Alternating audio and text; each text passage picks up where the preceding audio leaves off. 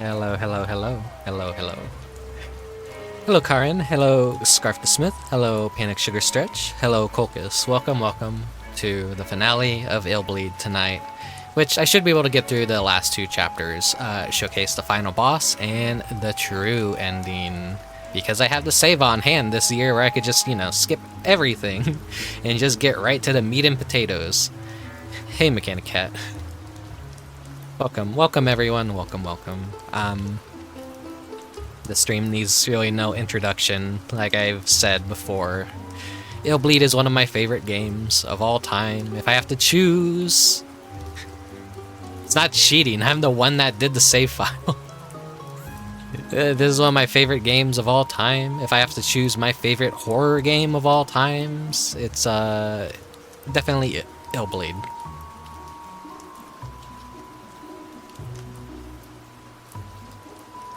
Stream's a little bit late tonight because, hey Nano, welcome. I have something to show off to you specifically, Nano. Once we get into the game, I will do it first thing. I will show it off before we actually hop into Illbleed, because it's actually kind of pretty fucking funny. What was I gonna say? Oh yeah. Sorry the stream is so late tonight. I had to go do a little bit of grocery shopping, and then,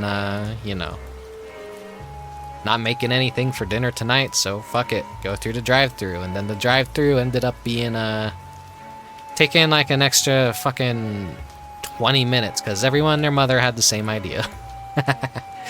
But anyways, now I am full of hamburger. I,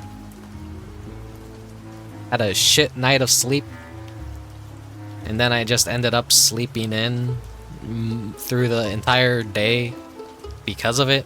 I don't know what's wrong with me. My sleep schedule is all fucked up, likely because, the past week of just staying up late, and then, like, I'd literally look at the clock, it'd be like, oh, it's only 10 p.m., and then, I'd blink once, I look at the clock again, and it's like 3 a.m., and I'm like, no.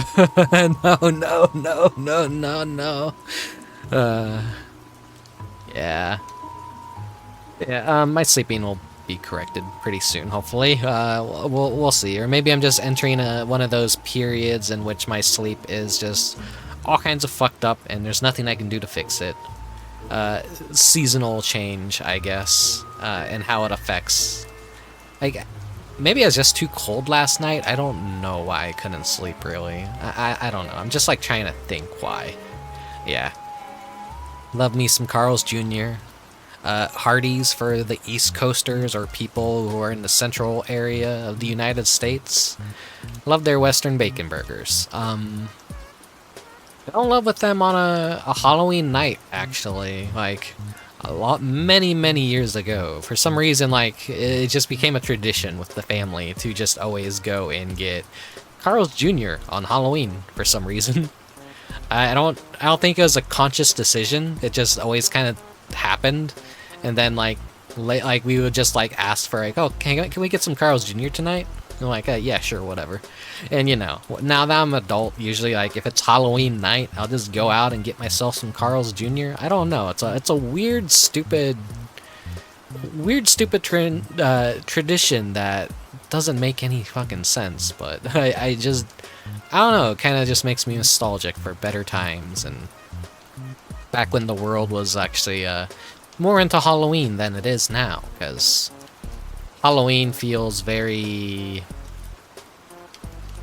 I want to say, neutered now in the United States. At least where I live, people don't really go crazy for Halloween. Every year it's like less and less trick-or-treaters. We're lucky if we even get like 5 people at the door. And then like, paranoia doesn't help. Everyone's like, we're going through a different kind of era of satanic panic now, where it's not exactly like just worried about, oh, Satanists and all that, it's converting children to evil.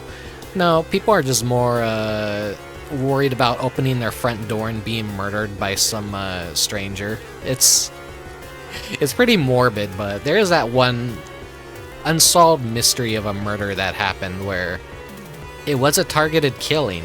The person opened the door and someone in like, I think a bedsheet ghost costume just like pulled a gun, shot the guy, and just left, and they never figured out who it was.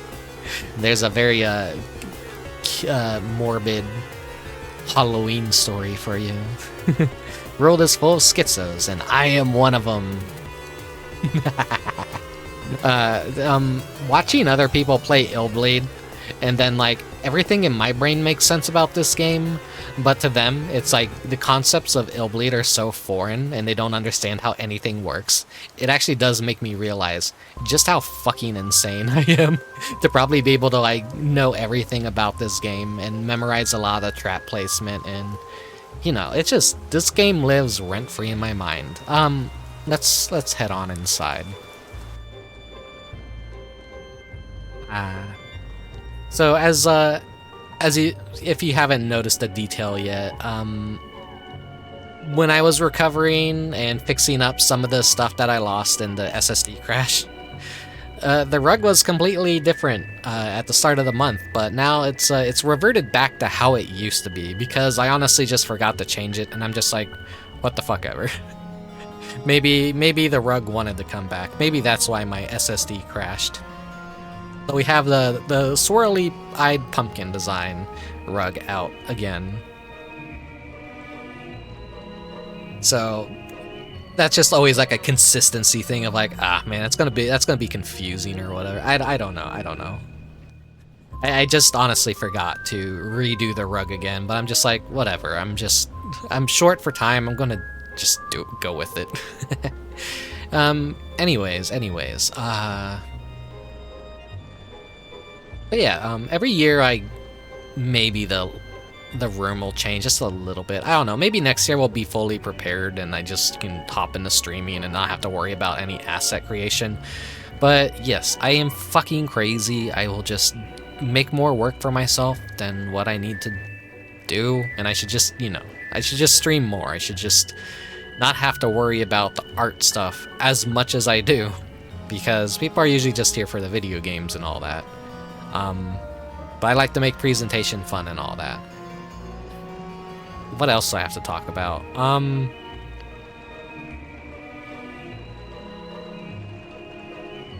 Actually, I don't really have anything else to talk about. Well, we do have the Final Fantasy event coming out tomorrow for Halloween.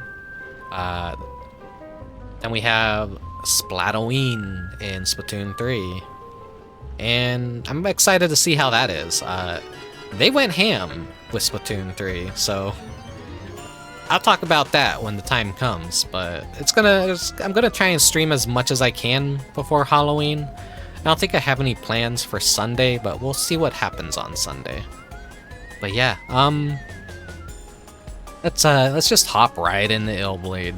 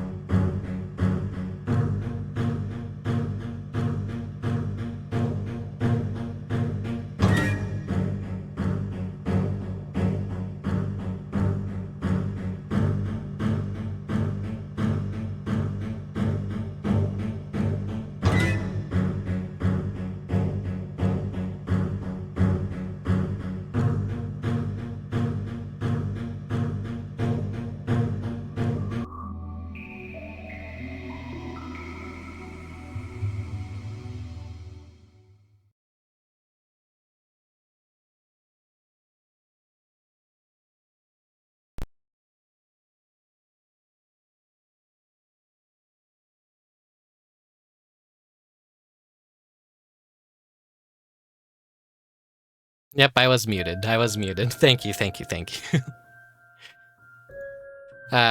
I thought I had everything ready. That was just me saying, oh yeah, I have everything ready this time. And then apparently I didn't, because I forgot to unmute myself. that I don't think I'll ever fix that issue that I have. Hey Nano, are you still here? I want to show this off specifically when you're here. If you're here, say something, Nano. Please don't leave me hanging. Say it now. He's probably busy or distracted. We could just hop into the game, I guess. Maybe I should save it for the end, like a little extra that they did. Oh, next time 000.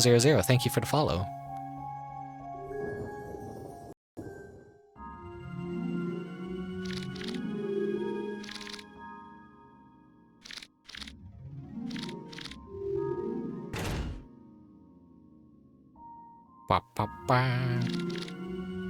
Okay.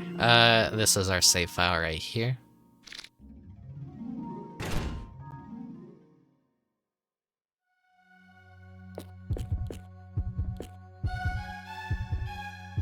What is it? Maybe I should have been using autofollow too. I kind of forget sometimes.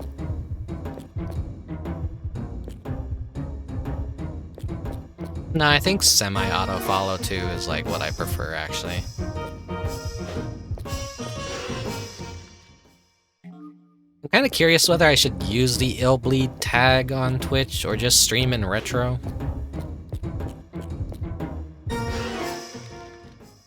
I've been having that thought lately of like, alright, because I know like a lot of speedrunners and stuff generally just use the game tag to avoid randos coming in and being distracting. But retro kind of, so much as I hate to say it, that kind of ends up bringing in a lot more people, I feel. I don't know, with Illbleed, it's a cult classic kind of game. So it's really a tough choice, because I feel like anyone who wants to watch Illbleed will be always looking through the Illbleed tag, such as I do that all the time. I see so many people streaming it, I lurk, I watch, and, you know, sometimes I just chip in if they need some help. Okay, Destroy One by One, starring Bela Lugosi, Dwight Fly, Boris Karloff, with Helena Chandler. Directed by Michael Reynolds, screenplay by Michael Reynolds, and produced by Michael Reynolds. Michael Reynolds film Killerman. It's Killerman.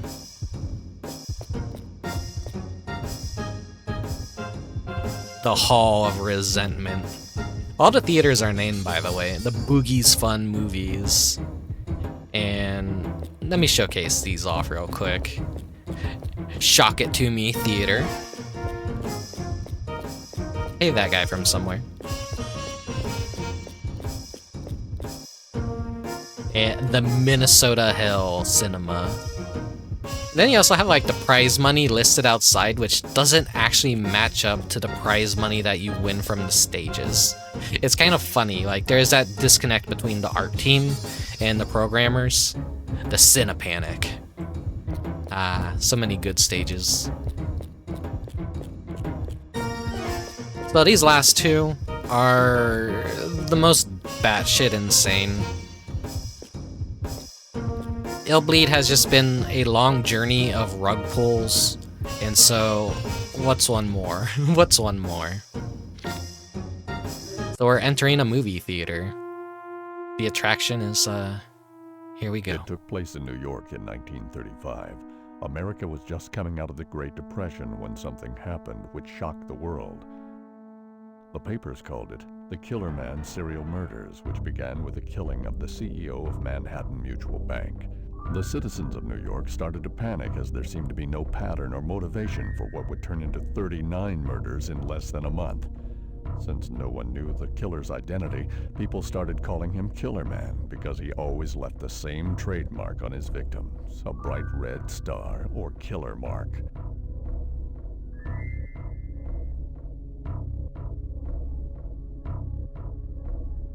Then there was nothing, no more murders, at least ones that could be traced to Killerman, until 66 years later.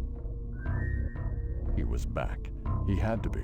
His mark was found on the face of a utility repairman near Central Park. The Manhattan Police Department immediately launched a special task force to investigate the case and hopefully prevent such a thing from happening again. So that's not supposed to happen. Kill, kill, kill, kill, kill, kill, kill. So, the movie just kind of cut out in-game to static, and all of our directions are just kill, Let's go with good old Erico.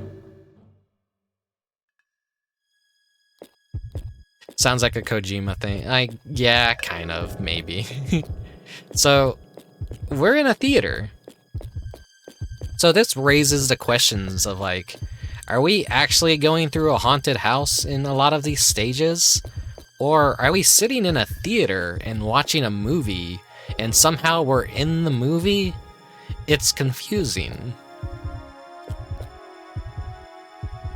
So the screen is just like malfunctioning here. And so we're gonna go into the emergency exit over here. And we are going to get to see the inner workings of how Illbleed functions in this stage.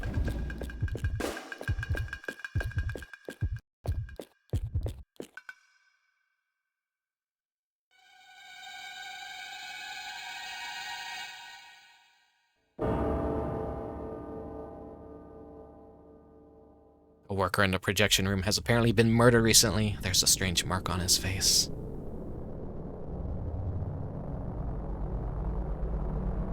Number 0017, Scott.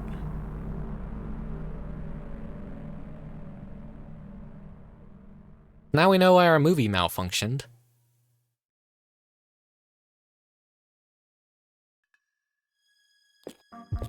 Not Scott. And you see, there's a glass case full of horror monitors. I wonder where a horror monitor could be.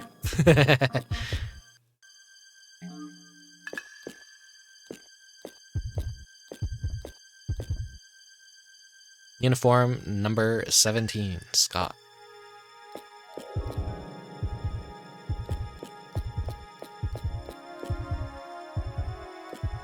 Probably had the wrong camera on for the first 4 stages. I'm so sorry. I'm actually probably that stupid. Could have sworn I always use semi-auto follow too. So there's only one number we've even seen in this stage, so it's the employee number. Don't stop. Now, just a warning. This is a cool stage. It has a lot of padding. It can be pretty boring sometimes too. And it is just... I like it, but I still like a lot of the other stages better.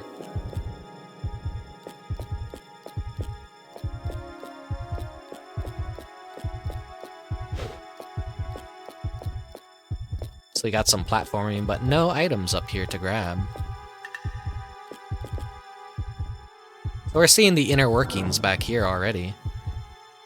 We can see the faceless hooker enemy number 2, Daven, the wood hunter, enemy number 9. Here's Meat Man. He's enemy number 5.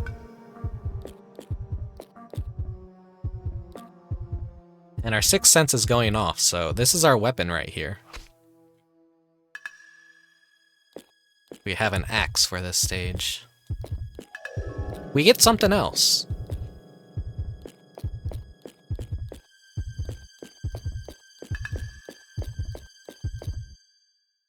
Oh no, I'm short 1 Killerman. This is not good. Not good at all. Hi, you're one of those part-timers, aren't you? Sorry, kid. I don't have time to chat right now. If you need someone to talk to, give Cunningham a try. You'll run into him eventually if you just keep moving. This can't be happening, man. This is not a good thing. I ran out of Killerman, guys. That's the panic dance from Ghost Trick. Not quite, but you know. When you're panicked, you can't help but dance, you know? Excuse me, but someone got killed in the monitor room. They told me to come here and report to... You must be one of those part-timers. I'm Cunningham. I'm the supervisor of the Killerman in Enemy Section 5. I'll be right with you. We need to go over employee rules and what work you'll be required to do. Oh, Oh, this is Reporter Jorg. He is here to check out our amusement park and actually write an exclusive article for us. Nice to meet you. You too. First, you've got to remember the basic duties. There's the park facility control room. When you go through the room... Chief, you're not gonna believe what happened. What is it? One of the Killerman costumes is missing. What's the big deal? I'm sure one of you guys left it somewhere in the room. Don't lose your cool. Just take your time and look for it. It'll show up soon. But what if it doesn't show up? There's no way we can just ignore this thing, you know. Each costume costs $20 million. 20 million. Jason, as you can see, this isn't a good time, as I've got guests at the moment. We can talk about this later if you don't mind. Oh, and as for you, I'll go over the instructions with you later on. While you're waiting, why not visit He looks the like a park chimp. facility control room? Don't forget the ID card. I guess I better tell you where to find it. Take a look by the exit. It'll be right there. Well, Jorg, sorry for the interruption. Shall we continue? Let me show you our monitor room. This way, please.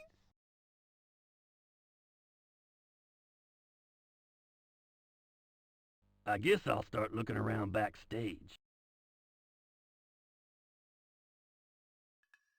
Alright, so there's gonna be a lot of cutscenes like that in this stage. There's like an item sensor down here that we can grab. That'll be extremely useful. It's always good if you know where the hell the item sensor is to grab.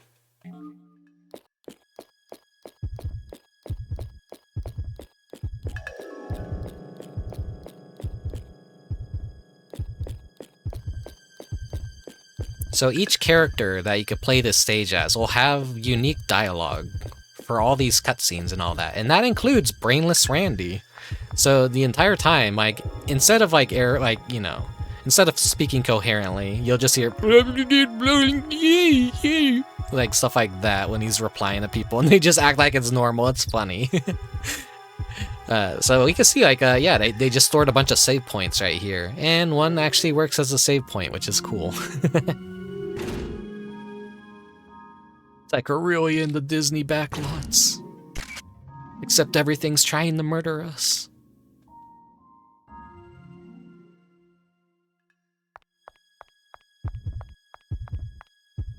The prop room, number 1. So, long stretch of road, but really no items in here for us to grab. But we can see these are a bunch of the traps from previous stages.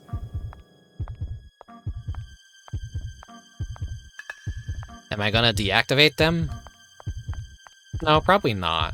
It's funner to show them off.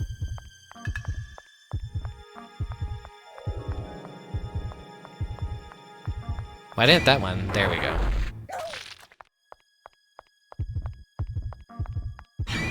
There we go. The like slime. That's what it always reminds me of, the likes from Zelda. You could get lit on fire by Bambalos. By one of these paintings, at least. Or maybe not this one. Yeah, a lot of the familiar traps from previous stages are just kind of showing up here in the back rooms.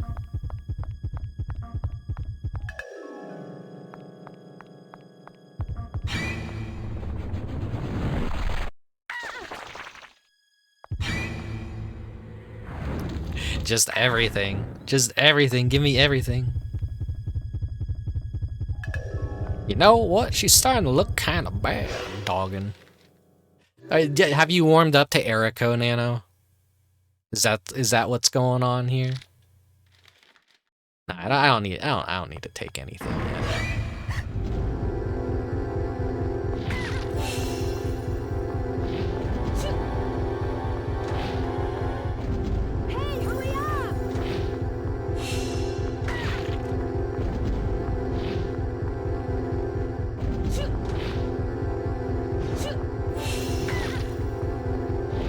So my heart rate's actually getting pretty dangerously high.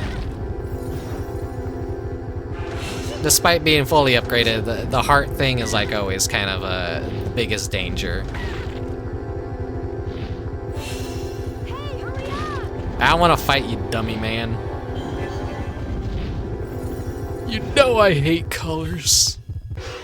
Yeah, you do.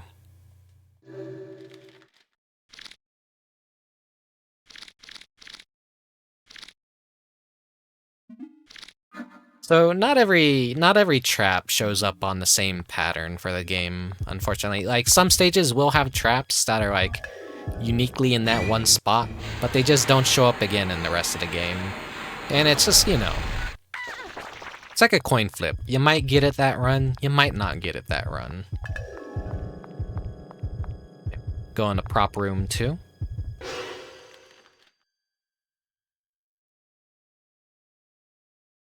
We have some items down there. So we could just kind of take a detour. And hey, look, here's some enemies we haven't seen yet. We're not supposed to be seeing them yet. They're from the next chapter, which is kind of cool. Also kind of like, this stage feels like it should have came last. So it really makes you wonder. You know what? I like the color of their blood. I want to see some of it. I'm playing like dog shit. Okay.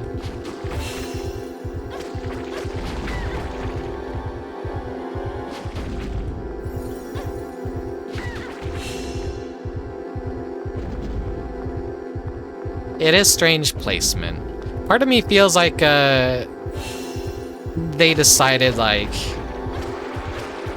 at some point just I don't know, maybe they need to do different pacing or something. I'm trying to remember like why I theorized why Killerman felt like it was the last stage but wasn't the last stage. They have a shit ton of hit points. They're not dying. There is kind of a glitch that could apparently happen in Illbleed where sometimes enemies will just have infinite health. And it's just better to run if you come across that.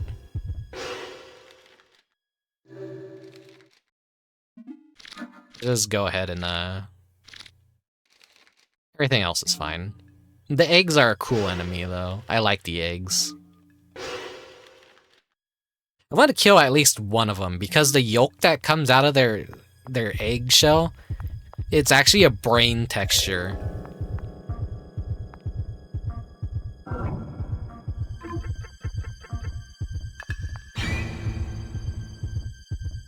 Cool.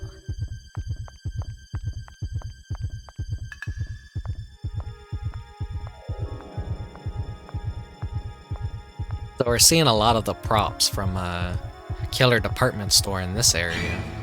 Ooh. Got splatted. Got gooped. Cool. Do I still have the emote unlocked? Let me see real quick.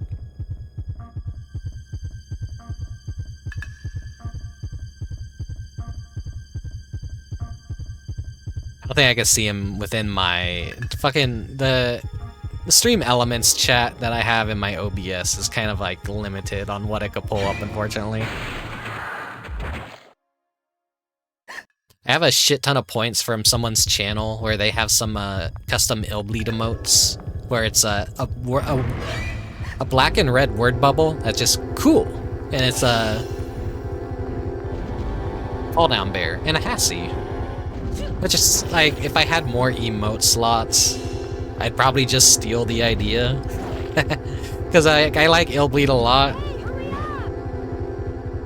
Having some Illbleed emotes, I feel, would be nice.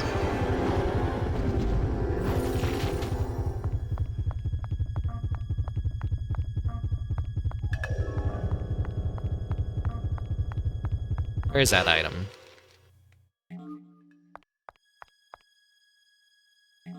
There we go, bio body. The Illbleed streamer of all time. Nah, it wouldn't be me, that'd be, what's his name, Punchy, who speedruns this shit regularly.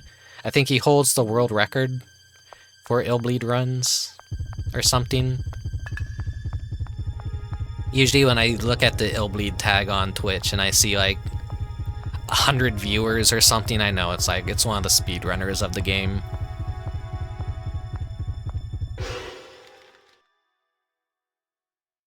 So coming down here for an Amazon is pretty worth it.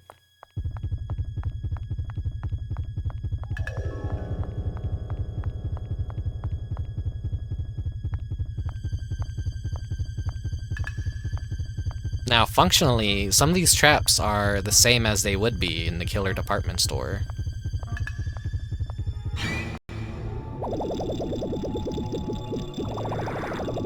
Yo, SpongeBob got his crib from here.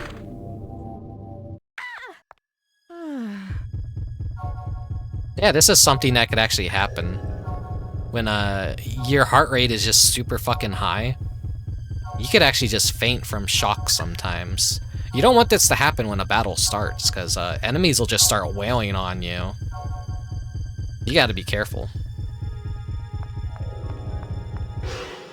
Yeah, the traps back here still steal your money like they would. Go ahead and relax my heart rate. And here we go. We got another what is it, Bloody Mary.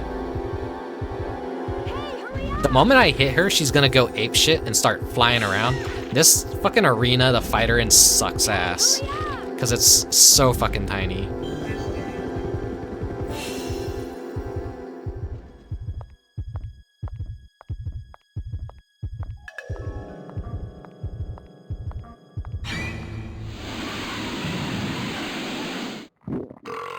Burp. Everyone always wants me to burp on stream. I'm like, no. No, please, no.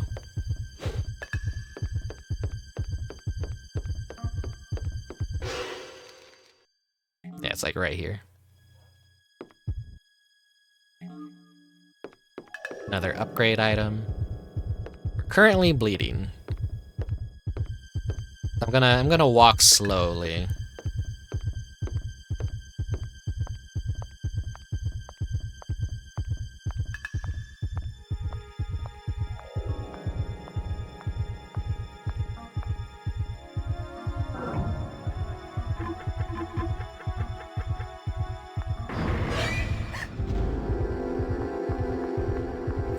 More meat men.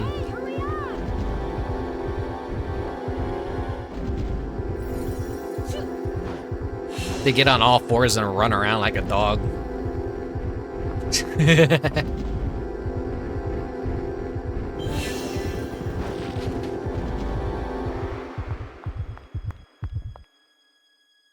You know, I could still do this.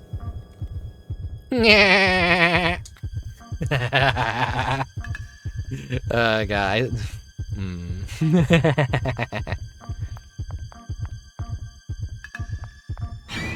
Oh, fuck.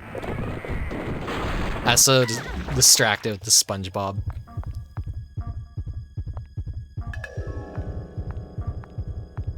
I'm just playing like an idiot, a haphazard idiot anyways, because I love showing off the traps. SpongeBob. So the thing is, like, I'm not really the world's biggest SpongeBob fan, even though it might seem like it just... that's how fucking far I'll go for a stupid bit if I think it'll be funny enough. Okay, ah shit, we missed an item back there. I should have been looking at my map. Thanks for the clip.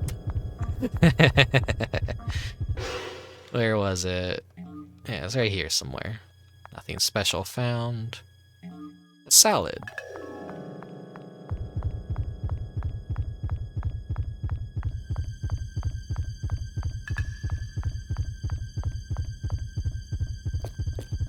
Alright, here we go. We're where we need to be, and over here is a shotgun.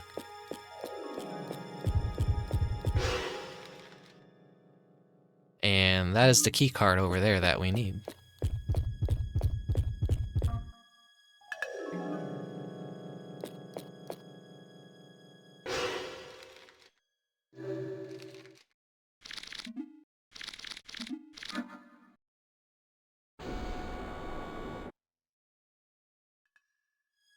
I always say I was always more of a Invader Zim fan.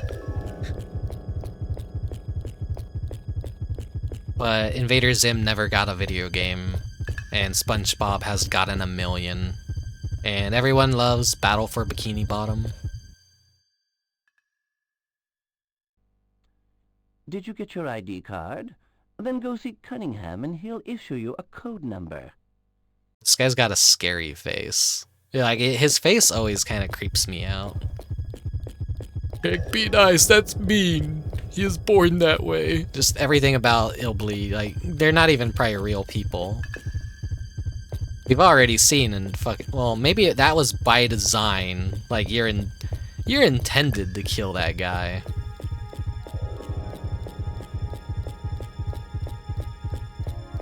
So here's some of that stage padding I was talking about. You kind of have to backtrack all the way up here to activate another cutscene, and then backtrack again all the way back for another cutscene.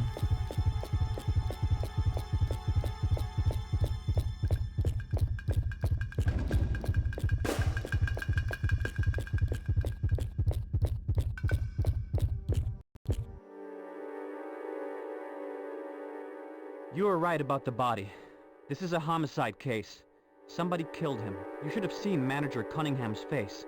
He turned deathly white and rushed over to the main office. But never mind about him. Here, come take a look at this. It's a killer star. That's the mark of a Killerman. This logo suggests that a Killerman is actually the murderer. But here's the catch. Killerman doesn't really exist. He's a fictional character they created for this theme park. It's hard to believe this could happen, but we have a real dead body here with a killer mark on it. All we have to do now is figure out what it all means. It means we have a murderer running around. Not even the employees of Illbleed are safe from this murderer. So a park that kills people now has a killer running in it, killing the people that run the park. Killerman real! We'll see if he's real.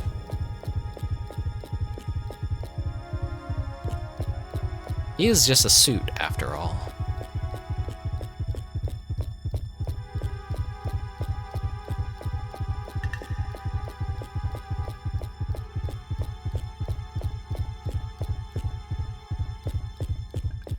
Uh-oh.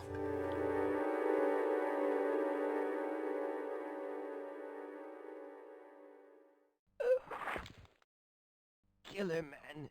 Jason. It must be Jason.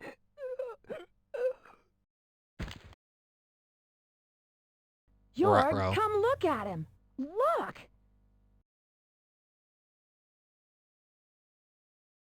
Manager Cunningham.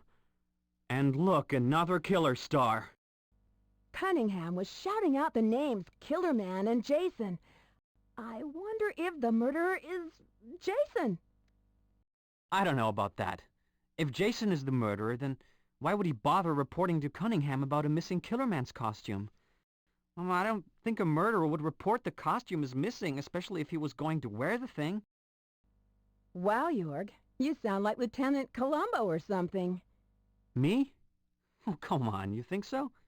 Anyway, I wonder why the killer is killing one worker after another. First thing we should do is find Jason. I just saw Jason heading toward the backyard a couple of minutes ago. But that place is restricted to authorized personnel only. We can't get in there. Or can we? 0824.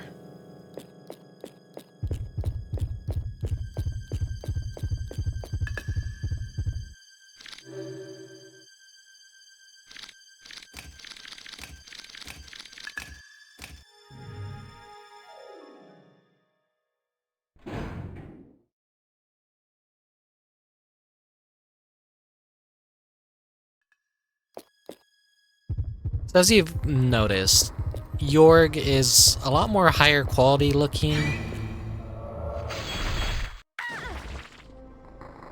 Damn, that one does a shit ton of damage, even when you have a lot.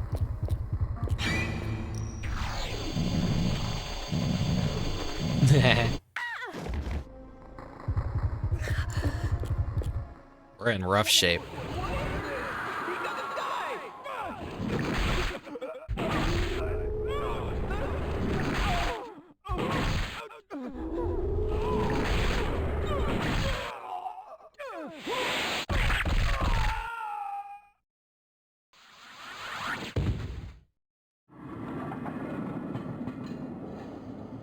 So this is how they get the dead bodies out of the various attractions. So, we're actually witnessing real people die in the other stages and being dropped into here to be taken care of. Abandoning a carcass. Very Dengar. Dead. Good English. Good English. You know, I'm just gonna go ahead and chug an Amazon. Very Dengar. Now this place is like laid out very smartly. The flow of the stage is kind of like, it feels maze-like, but it's honestly not that bad. When we're done with this area, this is actually an exit where it'll drop us out, and then we'll just know to run ahead to get back to where we need to go. That's like, the people designing this game, I feel like they don't get enough credit for how smart they actually were at like designing the flow for some stages.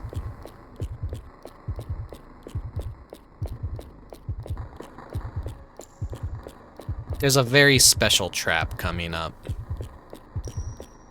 If you remember Blue Stinger and my run from last year's Christmas, you'll probably notice.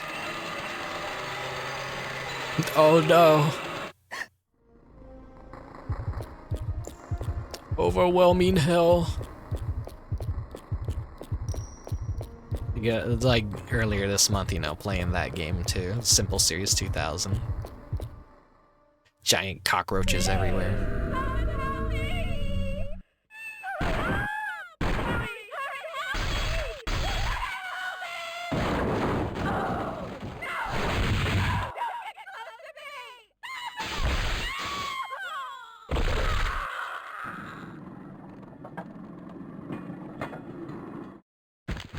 Ooh, she was in chunks.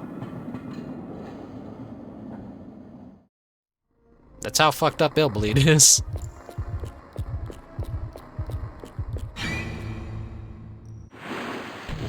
Dogs, no! No, they killed dogs! Ah, the best character from Blue Stingers, and they killed him! They killed him! They killed dogs! Dogs power, no! Hey, it's that dummy man without his mask on. Blink and you miss it kind of trap, but yeah, he's just dummy man without the mask on. And I think this area right here, there's another trap that is a reference to Blue Stinger. Where you're kind of like in a similar area and there's just like these firefly enemies all around you. Like, this is like an area that why is that a trap, huh? What the fuck's going on? It's like, yeah, it's just another callback. Because, like, there's so many references to Blue Stinger in this game.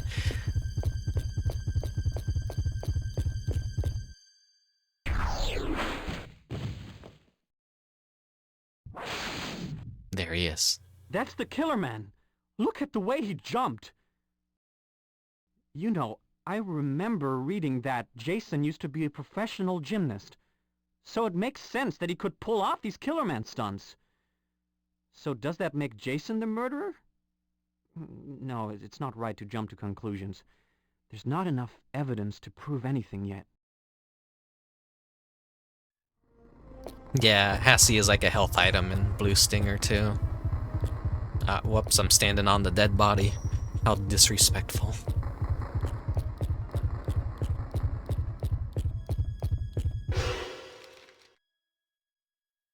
Just do a quick item scan. Okay, so we know there's something down there.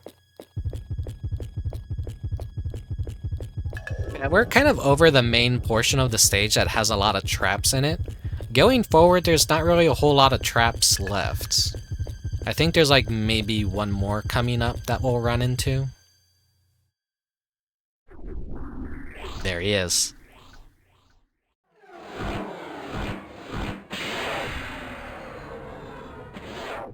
What kind of move is that? Jason may be a former athlete, but no human should be able to pull that kind of thing off. Not even a pro athlete. I wonder if this means that there is actually a real Killerman? No way, that's impossible. I bet he used some strong wire or powerful springs like a magician. Yeah, that must be it. Illbleed has a lot of tricksters and special effects artists. It always weirds me out how crystal clear the texture of Jorg's face is compared to everyone else. But, spoilers, he is a playable character. But there's something really funny about that. And he's actually based off of a real person who helped with some, like, press stuff for Illbleed when it first came out. So, like, you know, the creator just like, yeah, I'm gonna put you in the game, so you get to be Jorg. Okay, here we go. It's the boss from the Water Temple in Zelda Ocarina of Time. Ooh. Yeah, there's an Amazon here. This is an Amazon well. Trying to remember, was there a blue pond too? Like, I think that's also a reference to Blue Stinger. How you would jump in some slime, blue slime, and it would basically extend your timer when you're Elliot and you're like mutating into a monster and all that. So yeah, another Blue Stinger reference.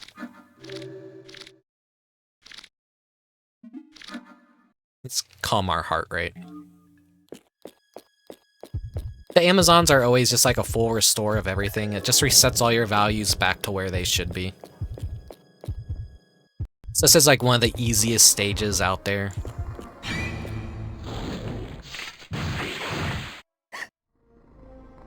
The first portion is basically all of the traps.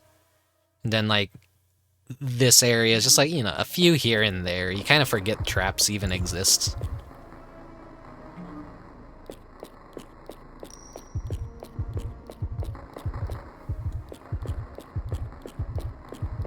And the last half is what everyone hates about this stage. Huh. Jason, so you're the killer after all. No, it's not me. I can prove it. Here. The costume reeks of Cunningham sweat. And there's more. There's no sensor on it anymore. It's been ripped off the costume. Sensor?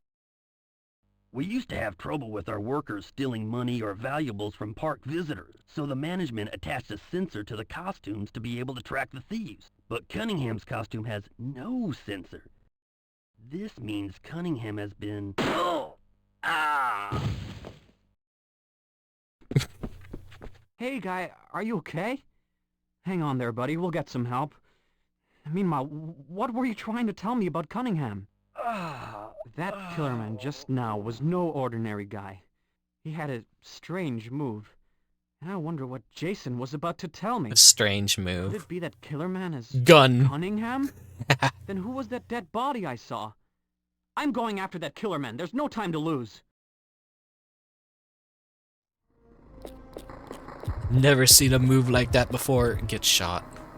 The bullet missed a fatal spot. He seems to have survived. If you want a nice close look at what a Killerman will look like. Now, if the stage didn't malfunction, part of me wonders what the actual stage would have been like. That's the cool thing about this stage, is like this is 100% real, not supposed to be happening within the game's universe. This is a... Minaxi, thank you for the follow. Thank you.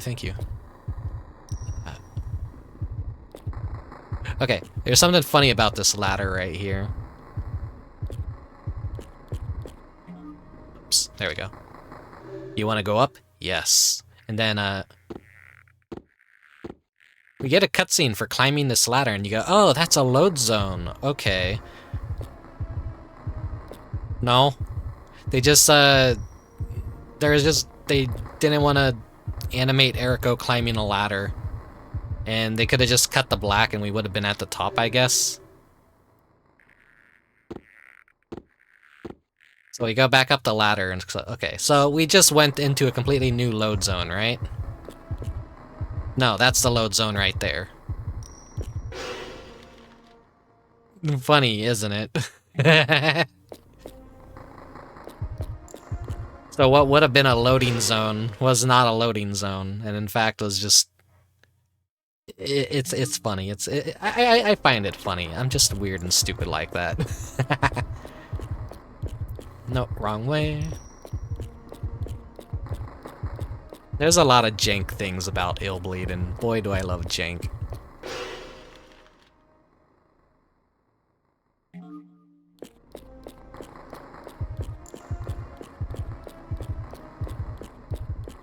Like, what purpose do these hallways even serve? There's like so much shit, and it's just like, what even is this? And here we are. So remember how I said we'd drop out of there and go back to the main hub area for this level?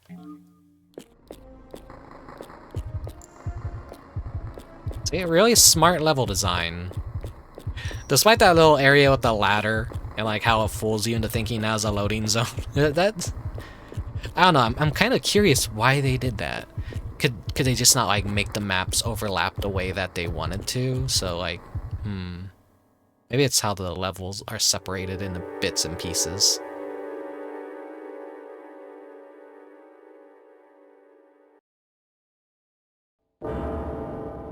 Cunningham's body is gone. I thought so. Your theory was right. Well, yeah. Cunningham has been killing the workers for some unexplainable reason. Not only that, he tried to finger Jason for the murders and cover up anything incriminating.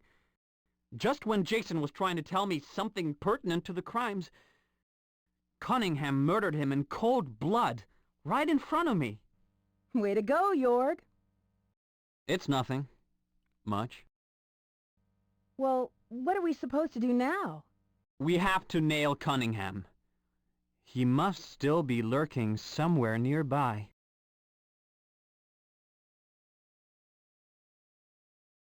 So that door wasn't open before, but now it is. Now that you've gathered the What? clues you need, A we're going to cartoon, challenge you to cartoon. solve the murder case.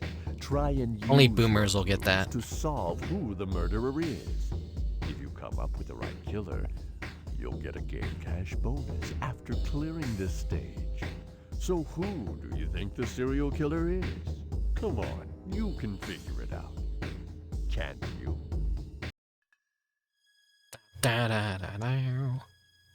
Okay, so now here we could point our finger at who we think the killer is. So we have Jorg here, reporter for Amusement Topic Magazine, researching Illbleed. Cunningham, Killerman section chief, hot-headed and disturbed. Jason, Killerman section staff, used to be a gymnast. And then player, you, abnormality must have led you to buy this game.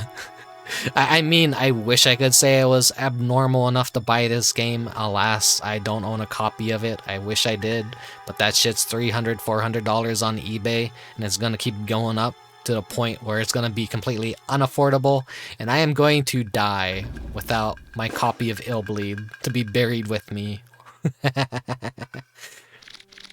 And then we have Killerman, Illbleed's enemy, mysterious murderer. So it's like, okay, well, Killerman's not really a suit, right? That seems like the dumbest. That and the player is obviously the dumbest selection. So, like, obviously it's Cunningham, huh? I'm gonna go with Killerman because, you know, it's stupid, it's absurd. It's not gonna be Killerman. Please continue to play now. We hope you enjoy your experience.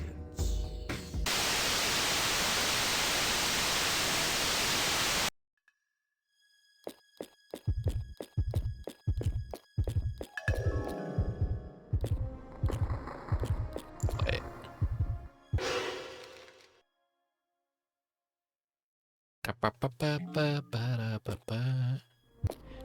It's like like a save point over here if I'm remembering right.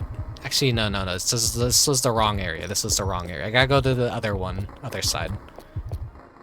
I just feel like saving my game just to be safe. Because you never know. Maybe the internet will cut out. Maybe my power will go out. That only ever really happened once when I was playing Banjo-Kazooie.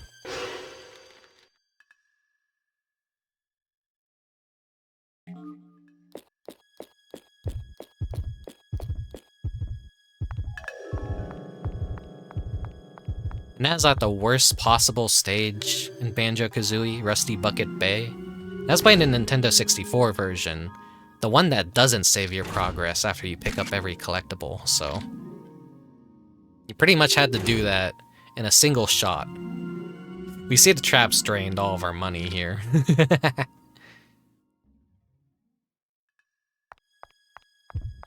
was like right in the middle of the stage doing good, and then power just kind of like went out, and I was like, oh fuck. Like it took me a moment to realize what had just happened, and I'm like, ugh. Random power outages tend to happen early on in the day too around here.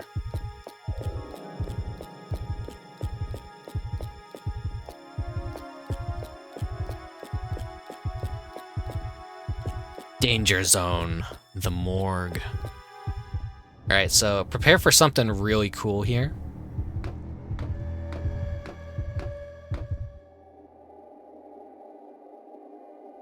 Whew, what died in here?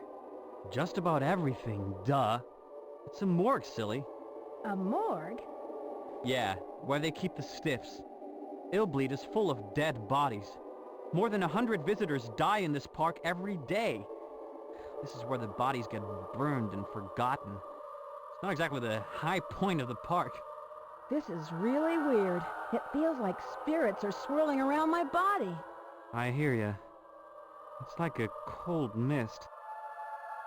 Look at that fucking texture. It's so fucking awesome. We can get an even closer look later, but like, whoever made that texture did a fucking amazing job at it.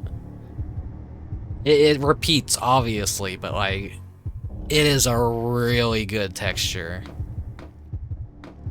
So you know, like how the tutorial zone was like a little graveyard and it was like a little dinky, like, oh, you know, maybe 20 or so people died at Illbleed. It's not that big of a deal. Do people even die at Illbleed? Yes, these are all previous park goers. This is the scale of how many people have died in Illbleed. By the way, this is the entire map of the area, and this texture repeats for all of this. And then it has an entirely different area too. It's two gigantic squares of nothing but corpse soup. Oh yeah, we have this right here. It's shaped like a penis. Remember that, because that's a very important detail. Now the game gets a little bit like annoying to navigate here, honestly. But yeah, I need to go, you know, if you have the item sensor, follow the items as you see them. They're kind of like a breadcrumb. All these other things will lead you to like dead ends, basically. Tabbed back immediately. You heard penis and you tabbed back. Oh, so we ran into a trap, but... Huh, wait a second. No park guests should be back here. Why would there be a trap? That wasn't a trap. Those are actually real ghosts.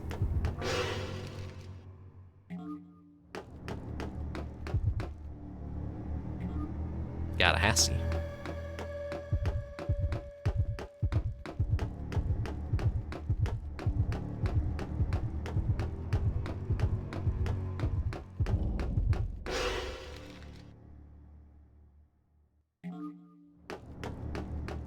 Real ghosts? Sounds like a reality show.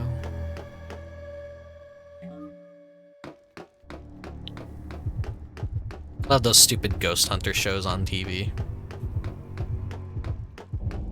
Yeah, the kind that like they fucking air on the dad channels where, you know, it's solely something everyone's dad just like watches. I think it's like the sci-fi channel, basically, is what people describe it as, the dad channel. Because you just walk in and your dad will just be watching the sci-fi channel. It's just some fucking ghost hunter show or something equally stupid.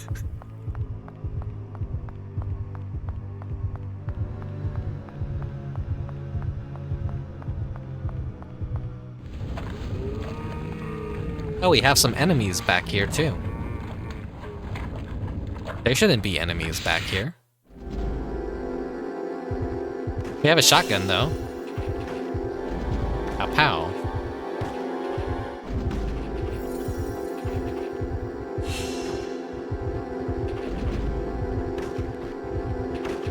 So we shot the head clear off the body. But no matter how much we shoot them, they're kind of getting back up, and there's something like very unnatural about these enemies. They're actually zombies. They are not fake. Those are real corpses that just came to life and are attacking us.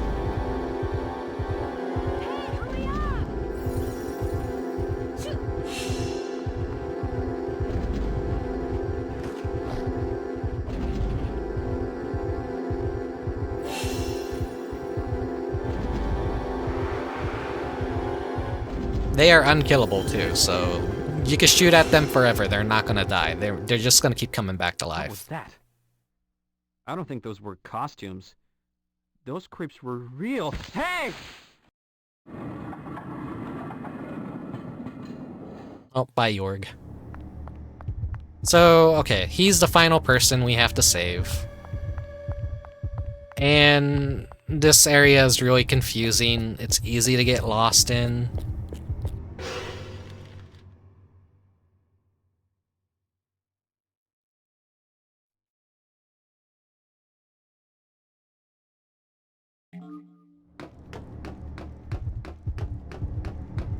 Hi, Ziona. Welcome, welcome to Illbleed. Oh, more ghosts. They don't do any physical damage. They just raise our heart rate. Don't worry, I'll save Jorg. He ain't gonna die. Ah, Ziona got an ad.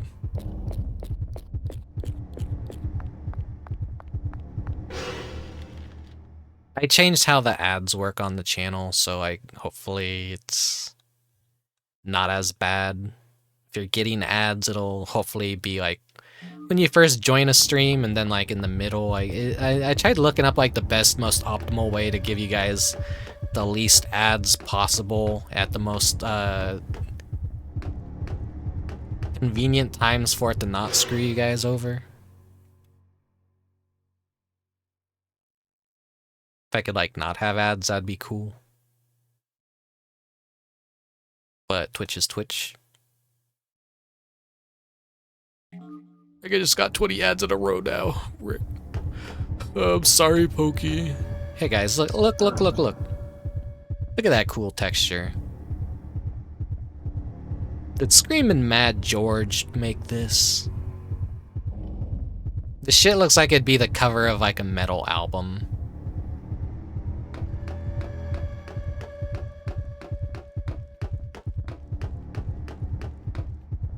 Got that one sexy babe. Wowza. That's just Pokey. He's a little bit of a jokester. I wouldn't force 20 ads to play on you guys.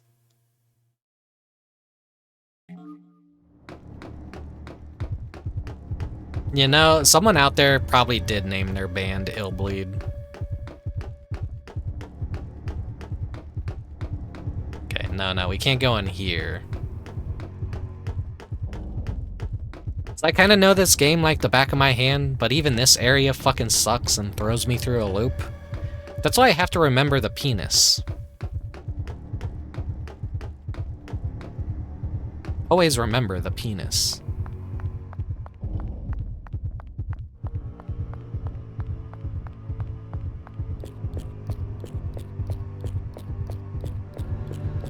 trust in the penis. The huh? You'll see, you'll see, you'll see. I got some big balls right there. When we go down.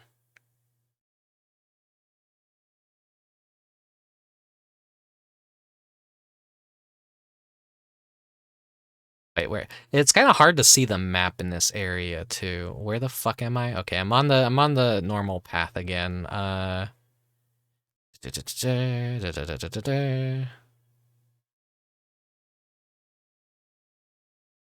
I can know this like the back of my hand, but it still fucking sucks every single time I have to do this. We want to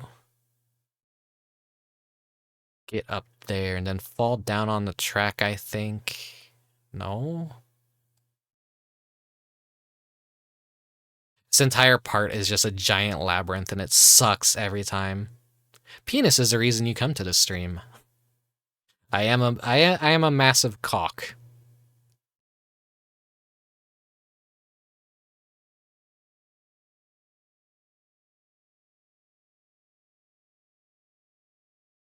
I'm trying to like make sense of the map, so I'm sorry. I'm kind of like I said, I get fucking confused by this part. This part fucking sucks. I hate this part. I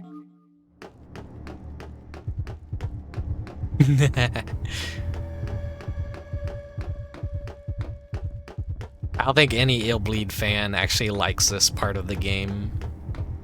You can honestly speed this up by like 10 times speed, and it'll still be too fucking long. This is where the like, it's a really cool setting. It's a really cool realization of what's going on in Illbleed. The part just fucking sucks.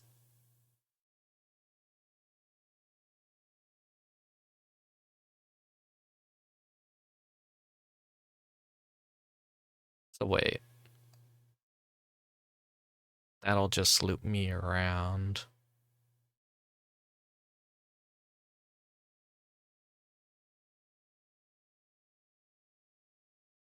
I do want to be down there, though.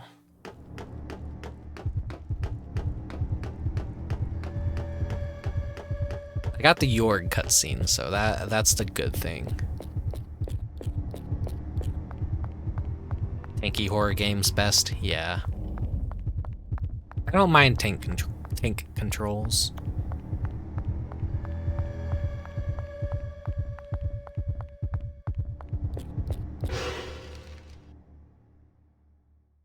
Okay, I went the wrong way.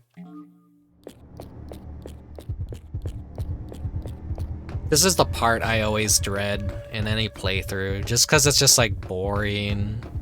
It's not fun to watch. I get lost. Okay, that is a drop down right there, but that just takes me back to the start area, so I shouldn't even drop down there. I should just continue this way.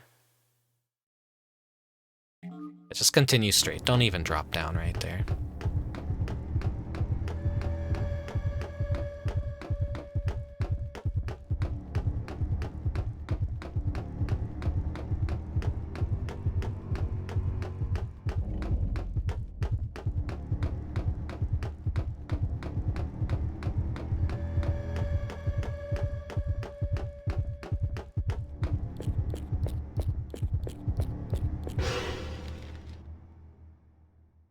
And then go back up.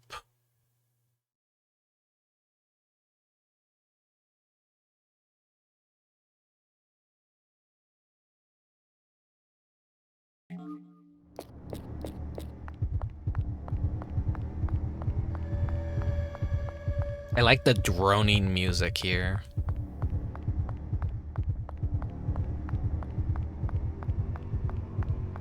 Now, we have to save Jorg. I don't think we're on a time limit or anything, though, because given the nature of how this area is, it just fucking sucks. We don't gotta worry about that at all. We just have to actually find him but a lot of people could screw up their entire run and get fucked out of the normal ending if they don't rescue Jorg. And there is a drop of no return to make you even more nervous about that, where if you drop and if you use the save station after that drop, then you're kind of screwed. You're not gonna get Jorg. You're not gonna get the good ending.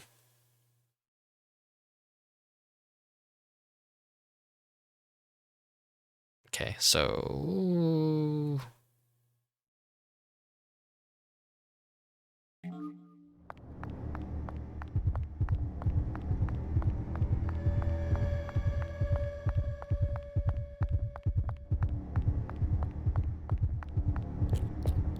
Illbleed isn't really tank controls. It's more free than a normal horror game.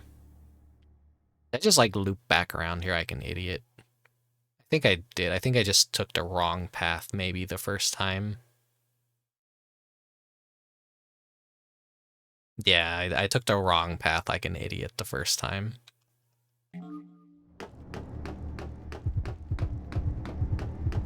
Whole point is we're supposed to get on the tracks. Okay, left, and then keep going. Skip the first right, take the second right.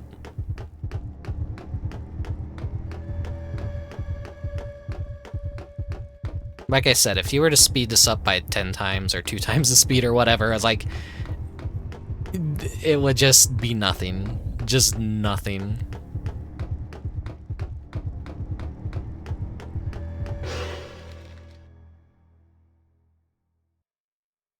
That is the dead end. And it's this one up here, so take a right and then a left.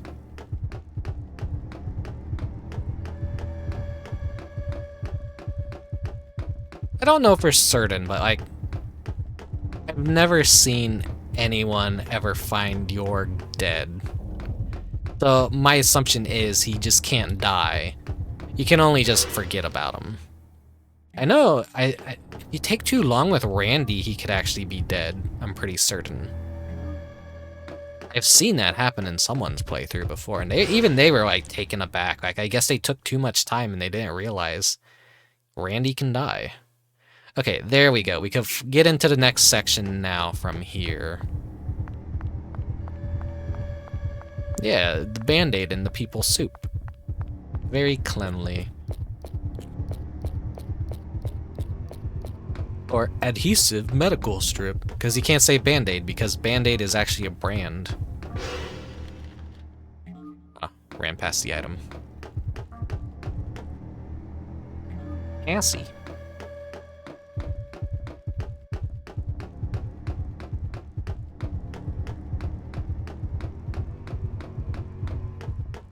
So now we're in the other giant square of dead corpses.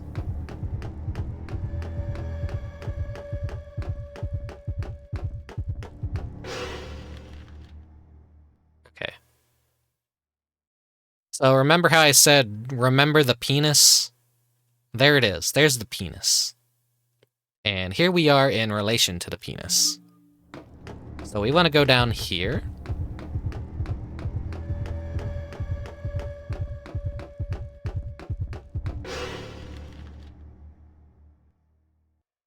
And then notice how there's the missing red line on the map right there.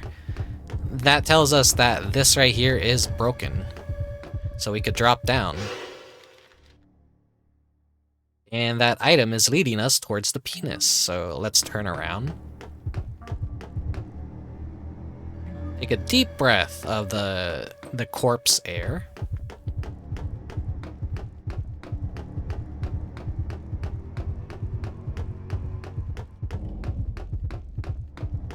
And here he is. Here's Jorg.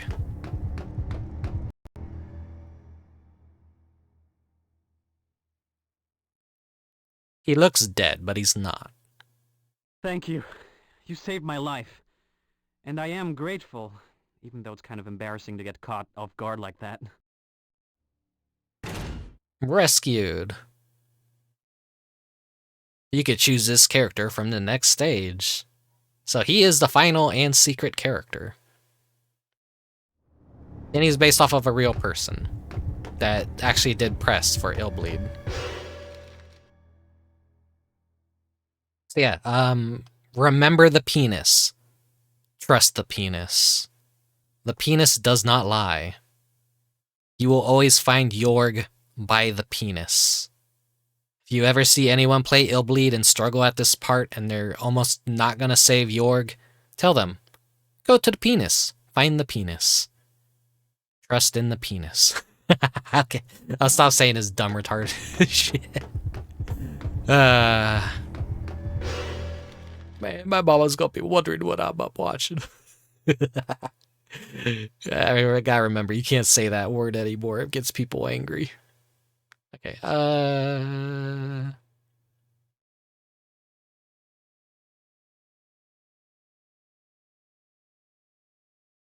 don't think I want to drop down. I want to...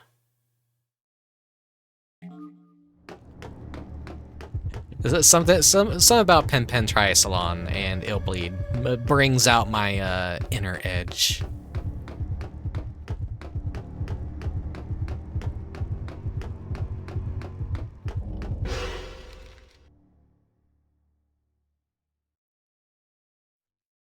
No, I don't want to be going this way. So maybe I do want to drop down. I think I could just drop down over there. Just to enjoy the sights.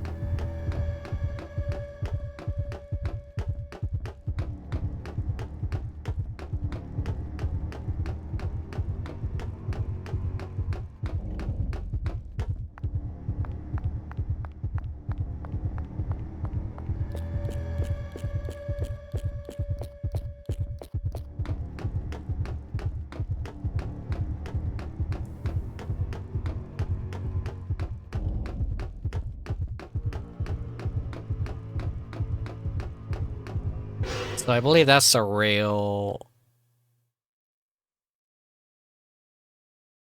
Do we want to drop down onto that one? No, that's the penis rail. Okay, so we need to go up here and go down. Okay. If this is your first time playing Illbleed, you're gonna get stuck here for quite a while. This could almost be an entire stream for someone that has no sense of directions. I like to think I'm pretty good at having a sense of directions, but the problem with this is there's just really nothing to really show you that you're going the right way at all. So we want to drop down here. That'll be a dead end up there. That's just a recovery point in case we fall down.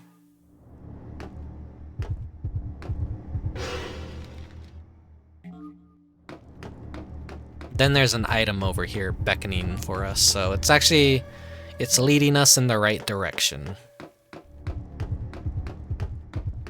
Though it's giving us a lot of useless items that don't really help us out here anymore, because like, there's no traps. There's not really any use for them, so we really shouldn't need them. There's just a few more encounters. Ooh, spooky skeletons and zombies.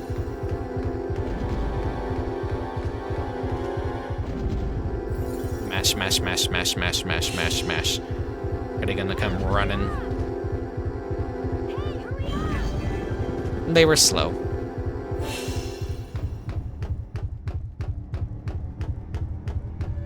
Then there should be another right here.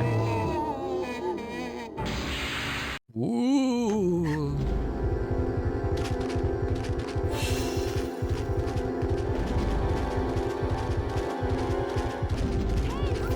Came running this time. As a reminder, we cannot kill them. They are just legit zombies. They are animated dead. Thank you, Felius. So, hello. Welcome to the stream.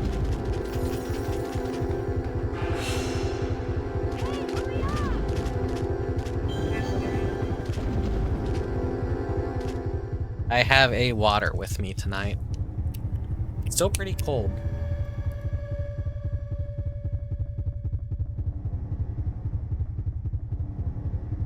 Where it should be room temperature, because it's been sitting in my room. I've had my window open, and I went out to go, you know, get groceries, and I came back, and that water is still kind of fairly cold, so that kind of says how, like, chilly it is right now.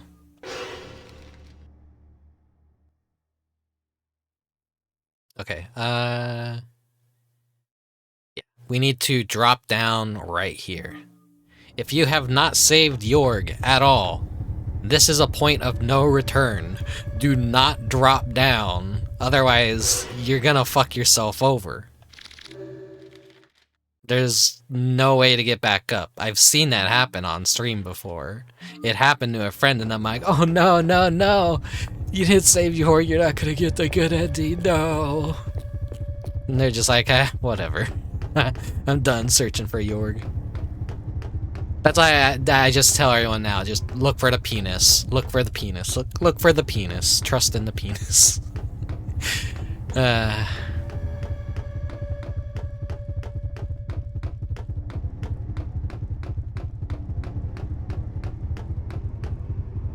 Dead. Fresh. Actually, let's chug our Amazon. Just restore everything back. They give you the 2 best healing items in the stage that you need them the least. It's kind of funny. Those items are so fucking worthless in this stage because there's not really a whole lot of traps. And at the points that you get them, like, you're already past, like, the vast majority of dangerous stuff. I love cold, comfy weather.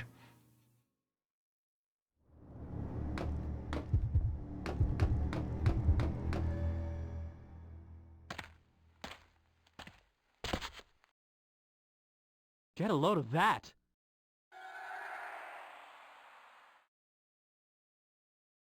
Jason was right. But why would he kill workers who don't have any award money? Well, that's because, Aren't you a detective? Shh! Who's that? I hear you! Come out with your hands up! It was Cunningham. We made a mistake. So, it's you guys, you dirty rats. Mm-hmm. I see. You're here to get my money. No, you can't do this! There's 50,000 dead bodies here. What's a few more bodies? Nothing like being part of a crowd, eh? Please don't shoot me! Don't waste your breath, buddy. Nothing phases me. Whoa.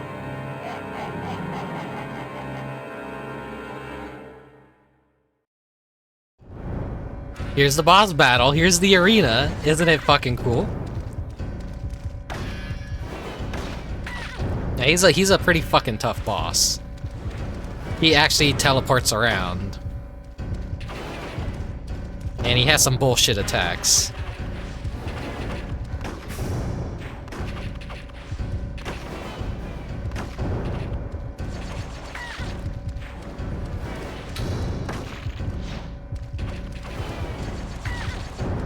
Yeah, that face texture everywhere and just giant faces coming out of a wall, just spewing maggots too.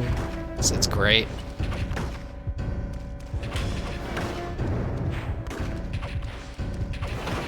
The shotgun is like kind of proximity based. The closer you are, the more damage it does, but then he can like do shit like this. Hits us with the fucking killer beam.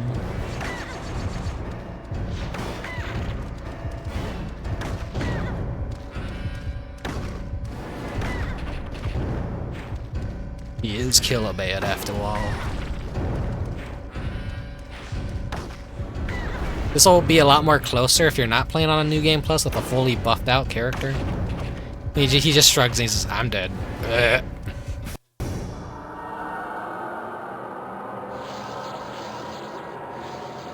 Oh.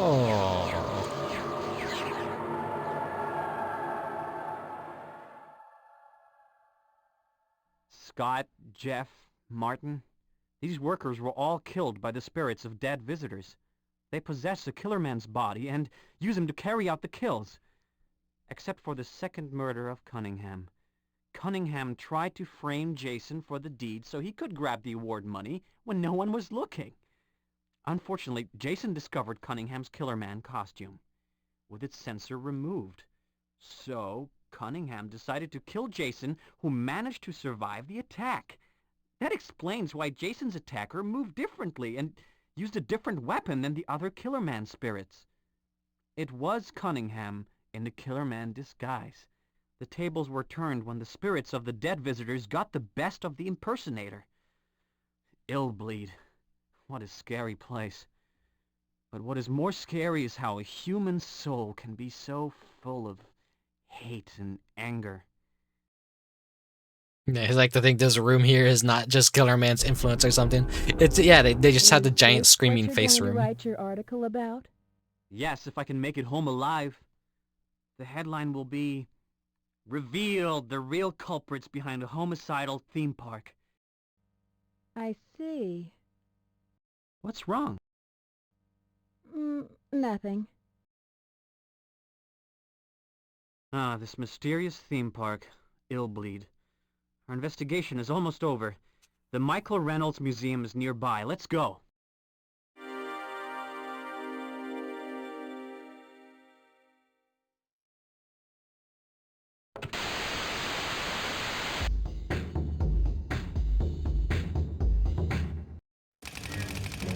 The person you chose as murderer was Killerman.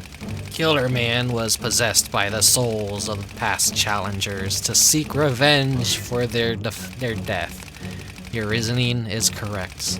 You get prize money. And it's a shit ton of prize money, too. It's basically, it just breaks the fucking game, how much money they give you.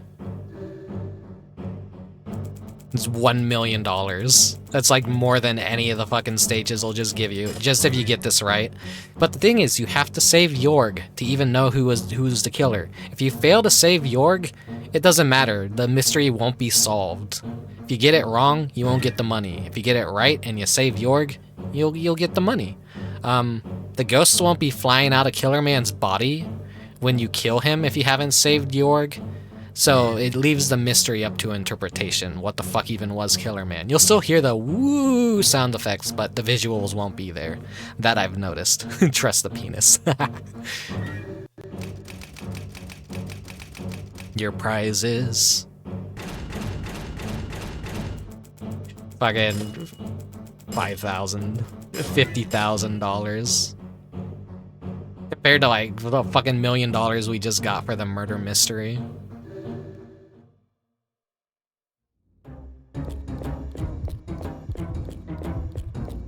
We have a new character now, but we only have one stage left. You'll see, you'll see. I'm not gonna be Jorg. What can we build up on anyone? Let's do Kevin. I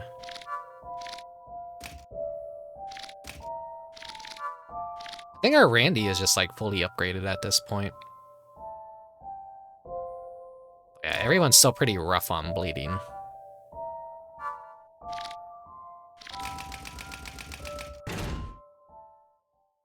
Maybe I'll do an all Kevin run next year. We'll see.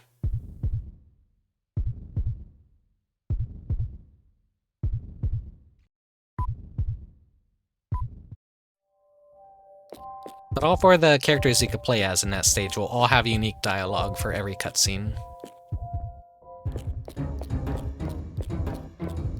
Michelle would have been good to upgrade too, but Kevin's just like, he's kind of the Eriko, but worse.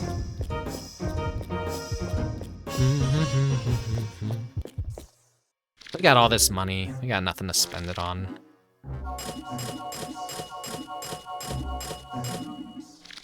Just buy 9 of the best of every item. I want to show you guys a lot of the traps too, so it's just like whatever. I don't think the money carries over into a new game plus. I think like every single time you have to start with no money. E-roll.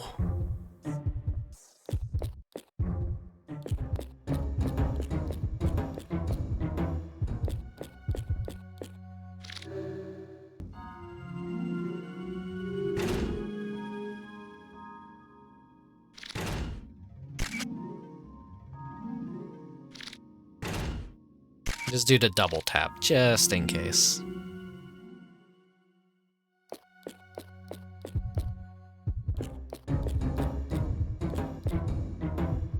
Tubby Man's World photograph in.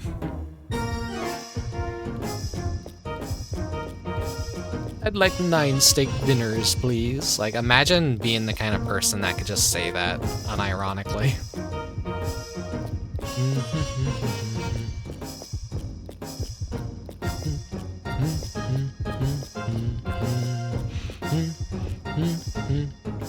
Michael Reynolds film, Toyhunter, Cork Goes to Hell.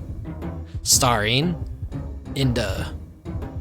With Sexy Doll, Mary Doll, and Pota Doll. Now, Inda, I think that's like Indiana Jones, but abbreviated, but his name is Cork. So he's like a fusion of Woody and Indiana Jones. You'll see once we get into this. Illbleed's most unhinged chapter. The Child Palace. Should this have been the 5th stage? And Killerman should have been the 6th? This is like what's confusing about Illbleed right here, is this feels like this is probably supposed to be the 5th stage, but they're like, no, this is too fucking insane. This has to be the last stage. This is just... The popular series Toyhunter is now a fun attraction. It's based on the new episode, Cork Goes to Hell, that's not yet released. In other words, in this attraction you'll be able to find out what happens in the new episode of Toyhunter before anyone else. In the last episode, our hero, Cork, the Toyhunter, had defeated the Cactus Man of Mexico, and no one had seen him since. The story begins where Cork returns home for the first time in 3 years after a long journey. He's walking through the fucking Bambalo boss battle stage.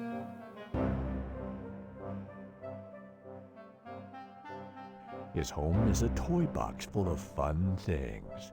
There, Cork is reunited with his fellow toys. He thought he could go back to living peacefully as his owner Henry's favorite doll. I hope Toyhunter goes to hell. Something unbelievable happens to Henry. As a result, strange things happen around Cork. Cork's new adventure is about to begin.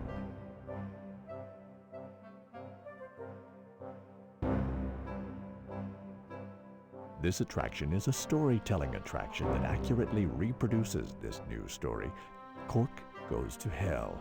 Here you'll assume the role of Cork and make your way to the end while fighting against horrible enemies. This attraction is not something that you merely sit and watch. The characters that appear and the settings of this story are all real.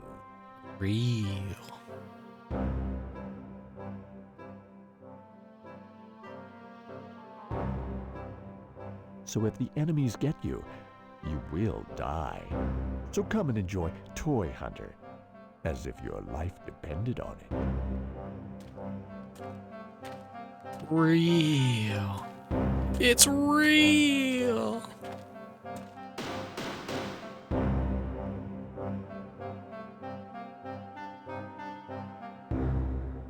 Toyhunter, the attraction. Cork Goes to Hell. The fucking juxtaposition of this. This is like, I'm not kidding when I say this is the fucking most unhinged stage in all of Illbleed. To the challengers, what kind of story and ending is awaiting for us in the new Toyhunter? And what is the object of this work given to us? We cannot yet tell you that. Getting anxious, are you? Well, let's enter the attraction.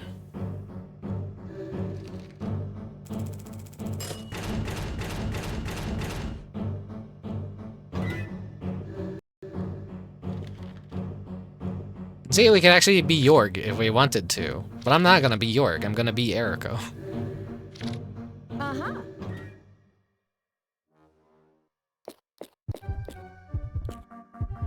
Toyhunter. So, we got our horror monitor. And what else can we get? Take in a gun. There we go. Let's get our ticket. Hey, dummy man.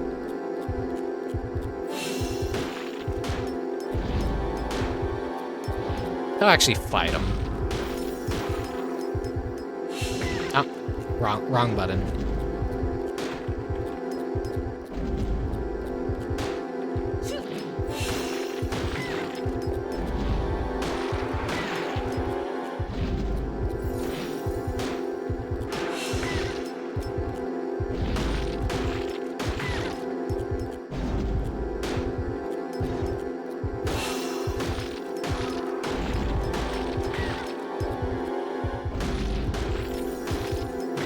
Come on, dummy man, die. Are you glitched too? Okay, there, finally, he's dead. I think that's the last time we might see him in the entire game now. He's kind of like a mascot of Illbleed. Yeah, actually, can we have a ticket now? Yes, there we go. There's our entrance ticket.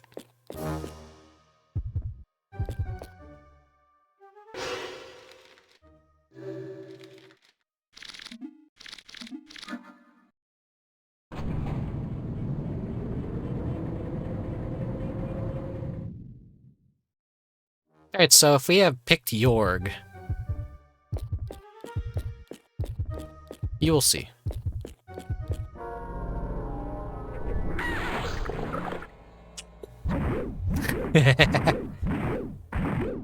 Oh, Vortag came in handy again.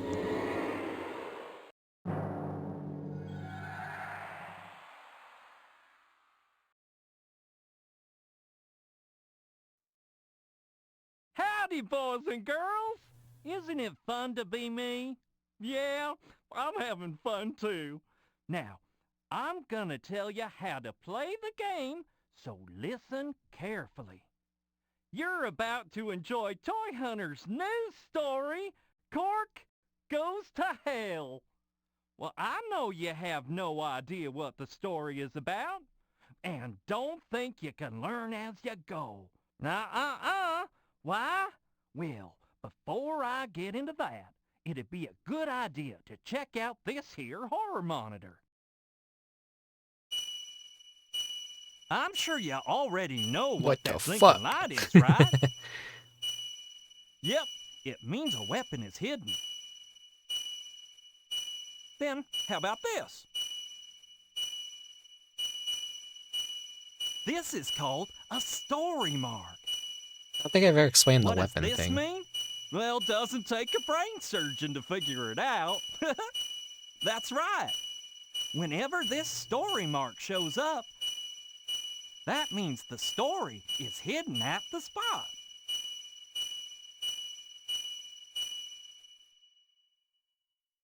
Now try to get close to the place which indicates the story mark.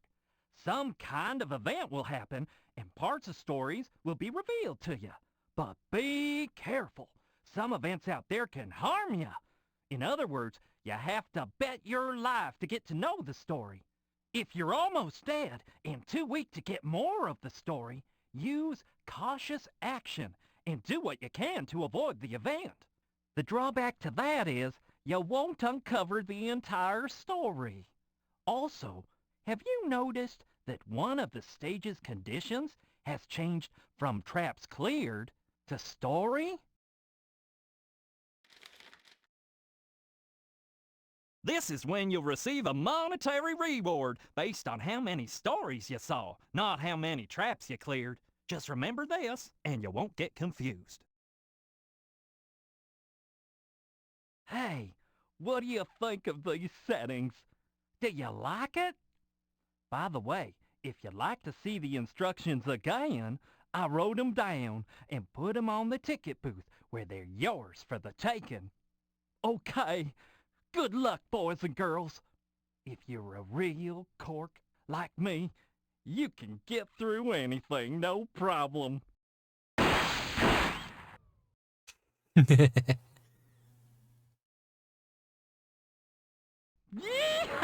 Yeah!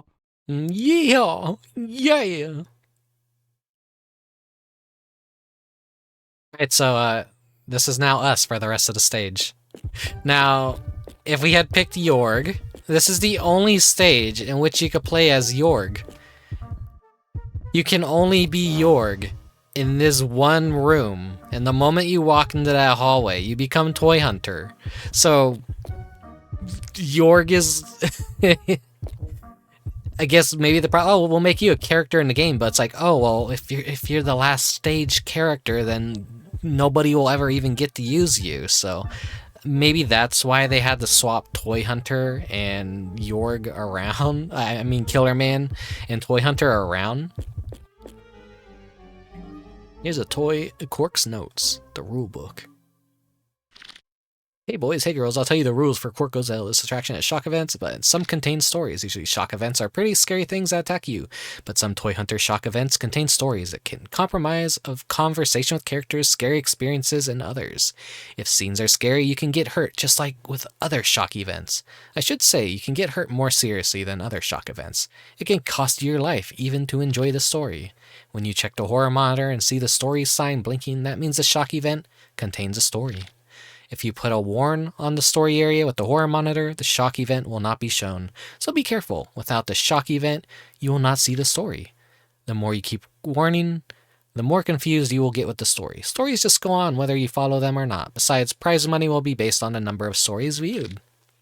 If you were not paying attention to the stage requirements, press the start button to check again. Points will be subtracted if you do not see all the required stories. Hope you have fun.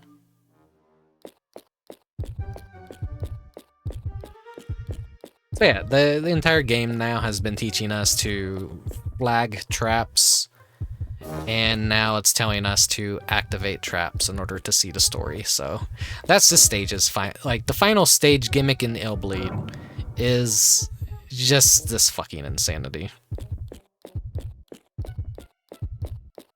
Every stage has something unique about it.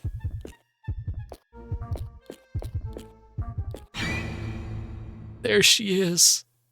No! Oh, sexy doll. Welcome home, darling. How was Mexico? Oh, it was horrible. Tell me the story later. In bed, if you dare.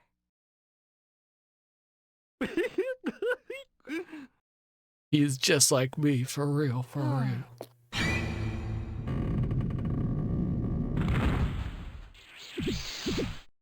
Oh! I'm going to sleep. Good night, doll. Night, night, Marie. Oh, sweet dreams, Cork.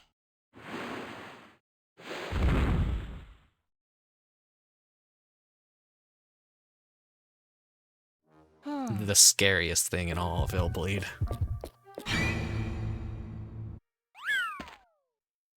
Cork, you're back. I knew you'd be home safe. I am immortal.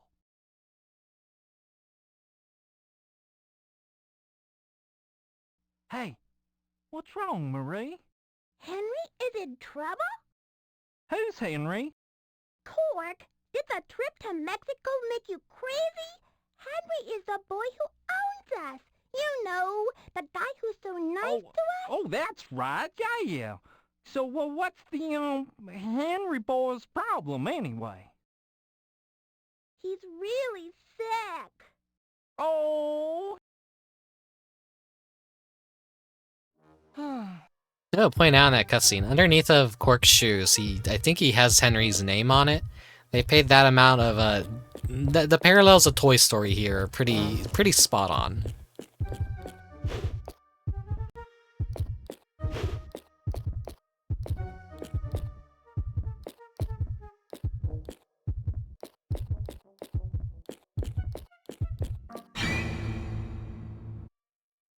Cork, Scary. I love you. You're my favorite. Oh, my head hurts.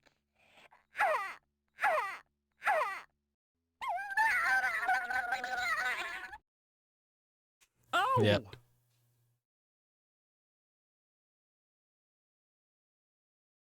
Oh, what? What the fuck?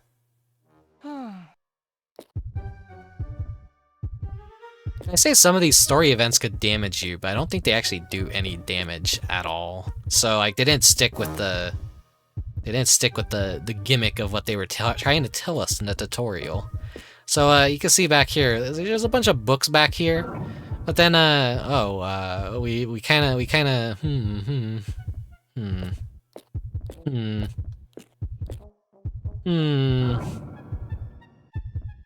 This is not something you're gonna see in a lot of modern games ever again, if any at all.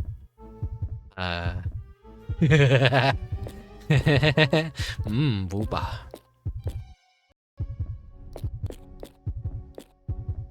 Okay, so he's fucking dead. It's just a dead kid now.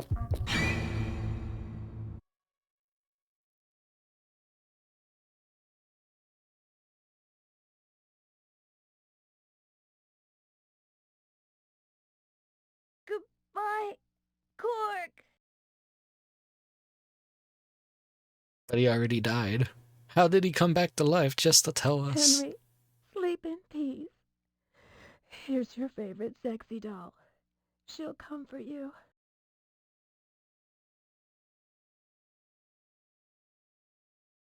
Cork, darling, I love you, but I guess this is our goodbye. No!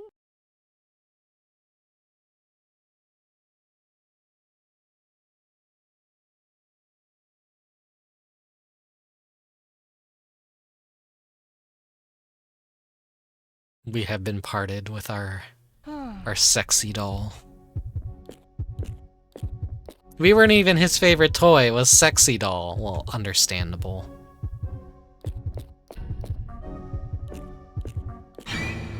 Cork left the house when he lost his beloved lover, Sexy Doll. He wandered and wandered for days. He found himself walking toward the graveyard where Henry was buried.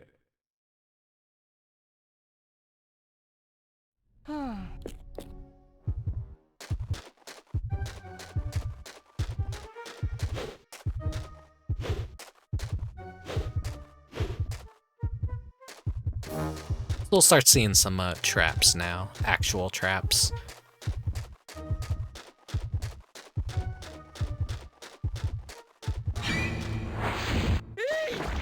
What a familiar looking hand.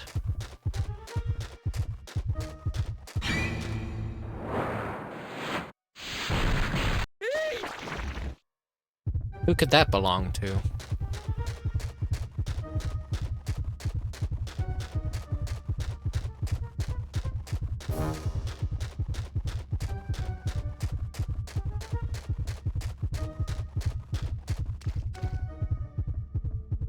Look at those right here.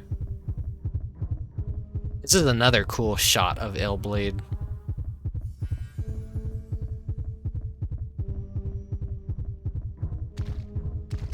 It's just a rainy graveyard.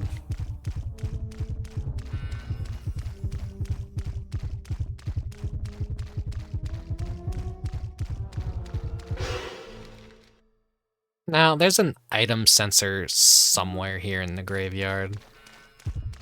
I'm not really gonna need it.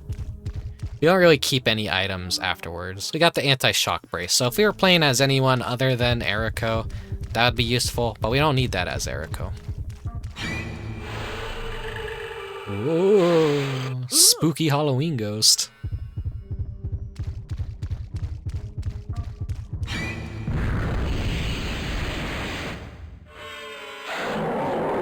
Yeah.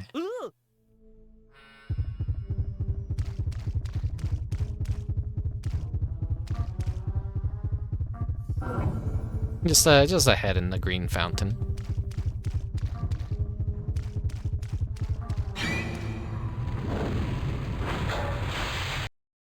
And some monk killers.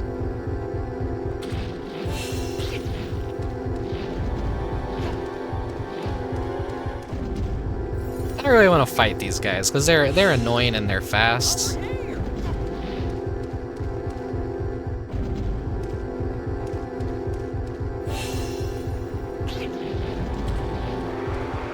You're barely buffed at all. You're kind of gonna want to fight enemies because it does restore your adrenaline. And if you're trying not to activate traps and you're running low on adrenaline, that's why you basically fight enemies. But this isn't that kind of run. Let's calm my heart down.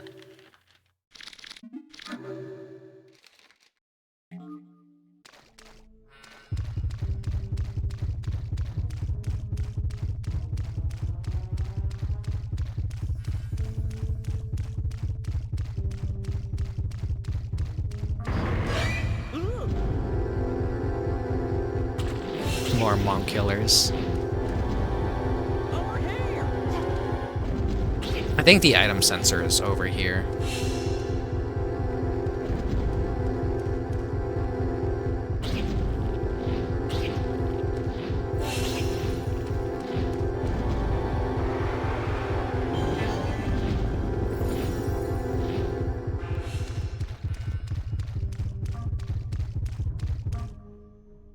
There we go, there's the item sensor. Now, what are we even missing in this graveyard? Nothing over there. Pretty much been on the right path. Just like that, our heart rate is up again. Our bleeding's still pretty good, though. Oh, wait, I think I was just taking the wrong item. Nitroglycerin and coagulant, like, look very similar. There we go.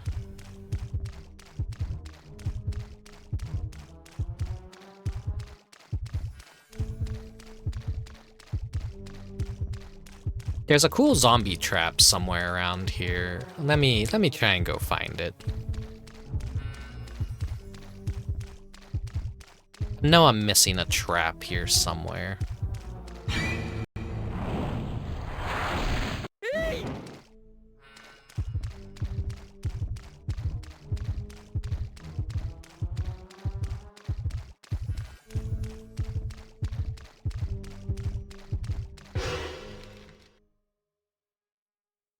I think it's down there in that corner. There's no items to go get down there, so there's gotta be like a trap or a dead end or something.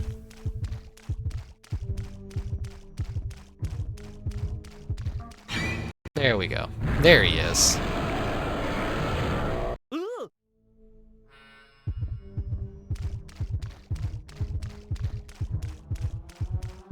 Now, if you just pull up the map and look at there, oh, well, there's not going to be anything there. But then your mind is going to think, maybe there's an item there for me to grab. But we have the item sensor. There's just nothing there. They just put that trap there just to be mean.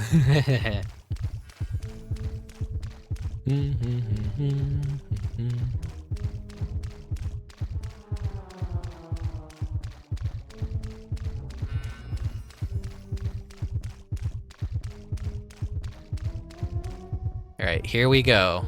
Here's the big reveal. You wanna watch? You wanna watch right now.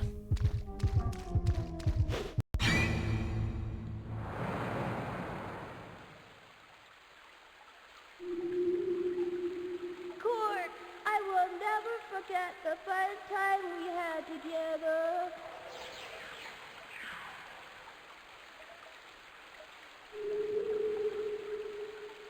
Sexy doll.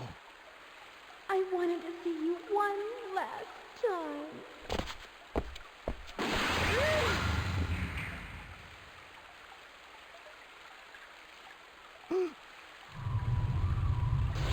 There he is.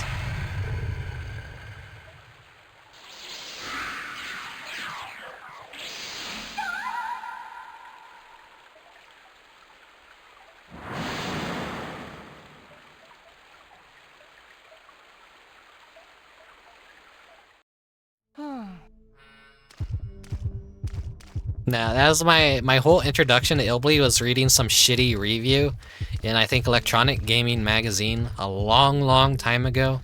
And they actually showed a screen cap of Zodic. And I was like, okay, now I have to play this game.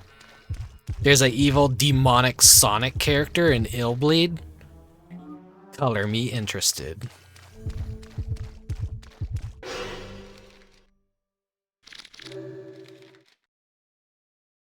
And we gotta actually jump up there and go through there. Zodic the Hellhog. I don't think they had permission to put a Sonic parody. You don't really need permission to put a parody into something, honestly. Cork, you're hopeless.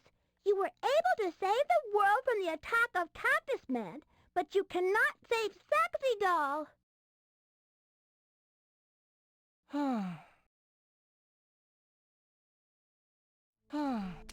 Parody is a funny thing, what you can get away with, technically. But if you're a little too spot on with the references, like, there probably could be some legal issues. Hopeless! She called him hopeless, and that really hurt Cork deeply. All he could hear was that word hopeless, echoing over and over. Cork was so depressed he really did lose hope. Instead of being a super toy hero, he turned into a worthless bum. He turned into a worthless bum.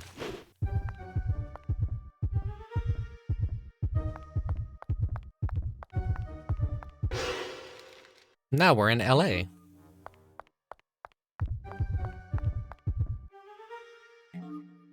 Discount ER ticket.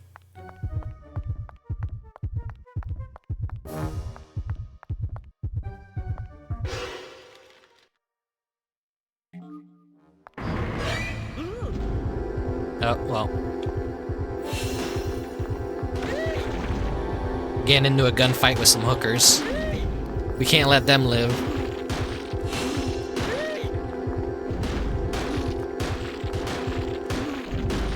This is an honorable battle. 2 against 1.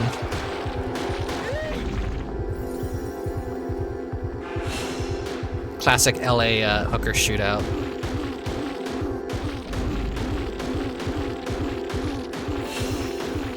Stop, Cork, she's already dead. Stop, Cork, come on, no, she's already dead. Cork, no, what are you doing?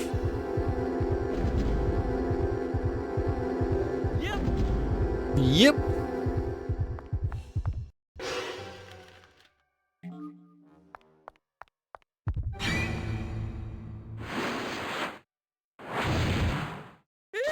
Slapped by Zodic again. Got an iron heart out of it, at least.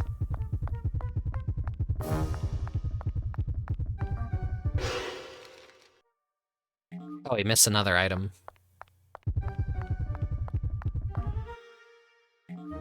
Bio blood. Bio body.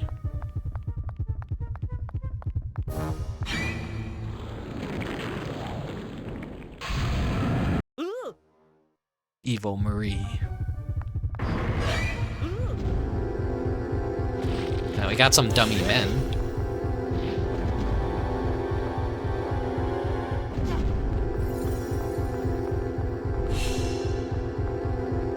Over here! Over here! They can live. They're fighting me unarmed, so...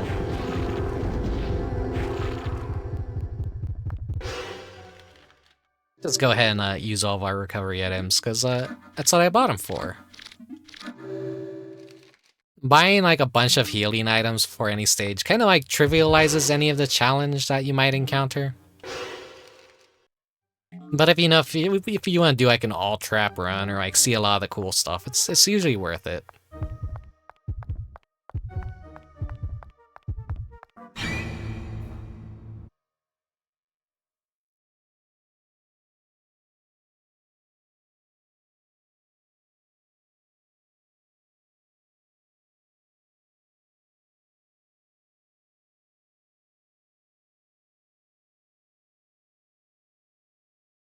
The egg bar. Hey, I know.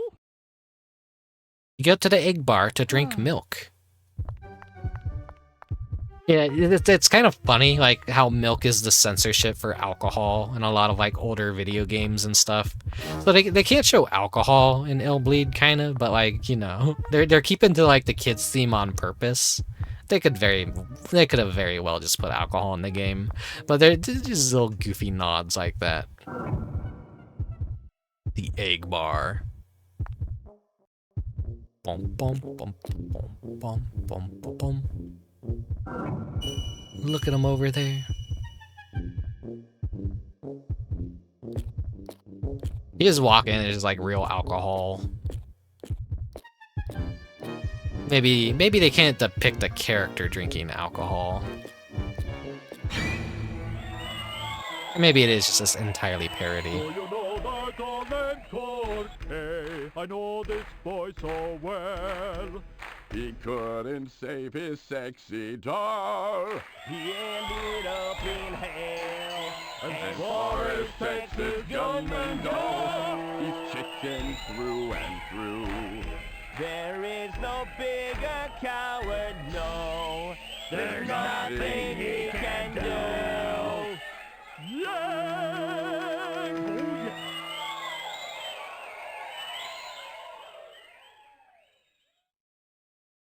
Yeah, it is a fever dream. That's why I love it so much. Oh, shut up! No, shut up.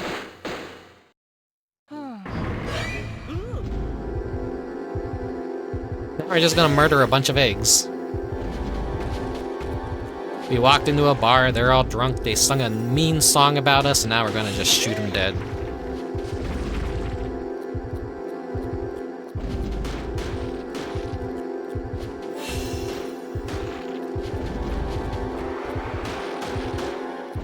So that's what I'm talking about right there, if you could kind of see it.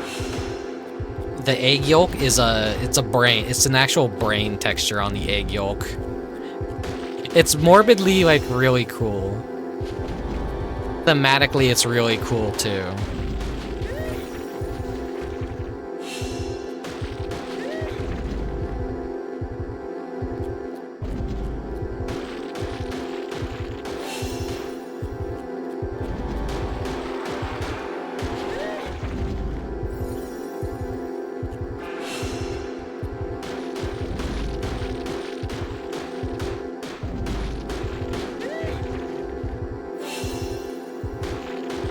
Really nice texture, too. I mean, the game is full of really nice textures. When they actually, like, wanted to be super clear with what they were showing off, they are very high quality. Yep. Alright, now we just leave the egg bar. Nothing bad's gonna happen.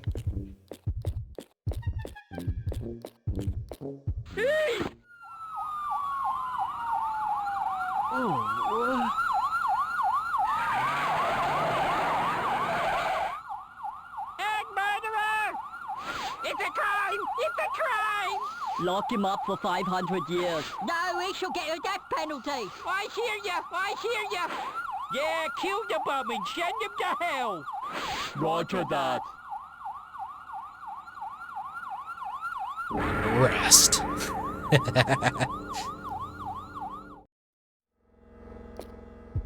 Okay, well, we can't go anywhere else because we're boxed in here, so... It does a really good job at, like, telling a story and funneling us into where we need to go and, like, kind of keep to how Illbleed functions as a game. You're not gonna get lost in this stage. You're always going in the right direction. I always, like, find that interesting, how they do that with this stage.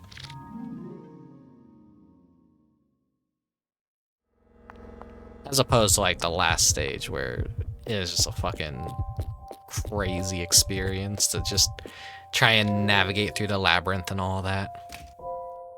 I got a discount ticket so I could actually upgrade people here.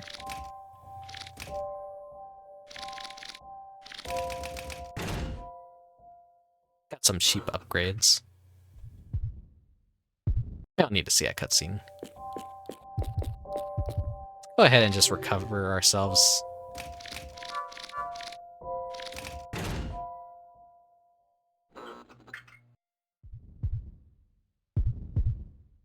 Maybe it did take some inspiration. It's hard, like, this game is very beloved by the retro horror community. If anyone does have influence from Illbleed, it's very well hidden though it feels. There's this one indie game called Death Flush or something. I can't remember the name exactly, but when I saw it for the first time, I knew the creator must have been a big Illbleed fan because it feels very similar. Murderer Cork. Go to cell number 577. Like, it's similar in look, but not how the game actually plays. It's an absurd story.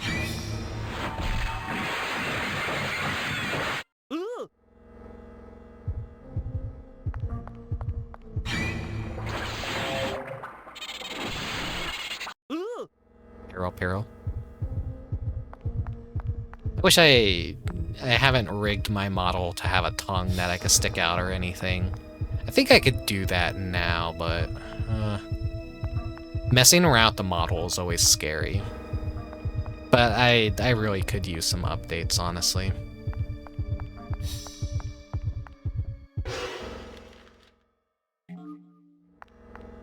Tongue action, woo!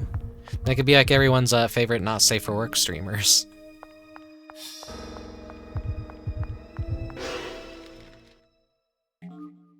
No one's actually gonna want that. Like, ugh, put that thing away. Okay. It's something cool I put in my model, but I guess it's no one wants to see that.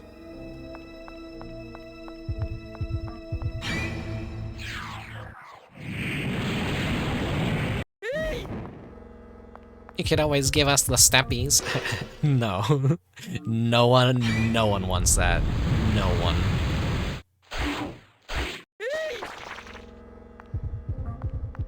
All these evil toys locked up for their crimes.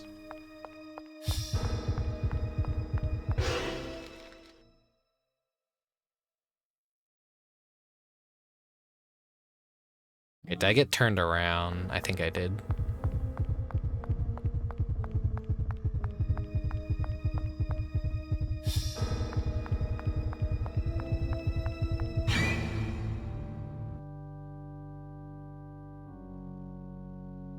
The defendant, Quark, according to the Toy Penal Code 99, you are sentenced to death. You'll be hung at 6 o'clock and go directly to hell. No way!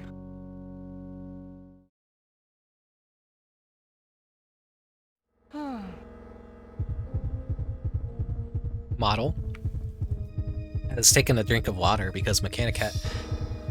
What is wrong with my model? Hello?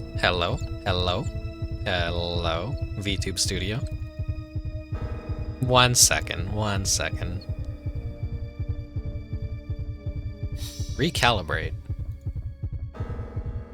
It just decided to start going fucking crazy. Yeah, it's having a seizure.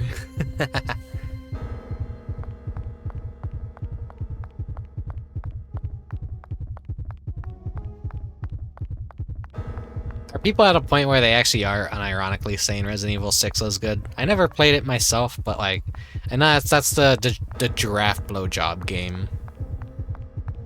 Because the logo looked like a giraffe giving a blowjob. Resident Evil 6 logo. Well, I can't show that because that is straight up an actual blowjob in the Google results. I mean, look at this logo and tell me you don't. It doesn't look like a giraffe receiving a blowjob. That's totally a giraffe getting a blowjob.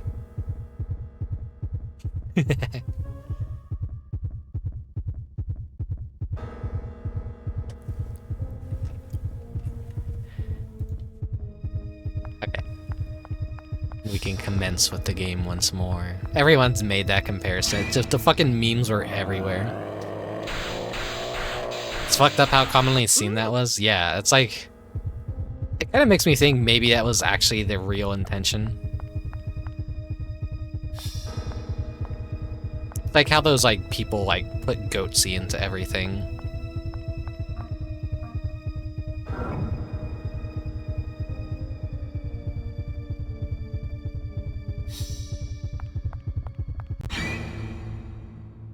Oh, what? Hey, you! What are you doing over there? You came just in time. I tried to escape from this prison, but I ran out of gas.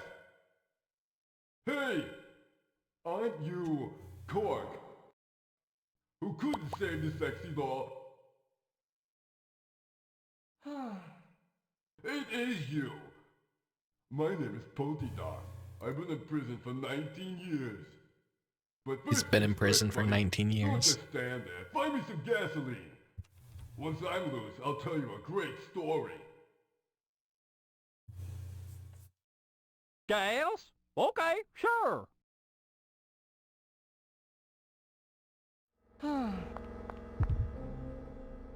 He looks like he's in pain.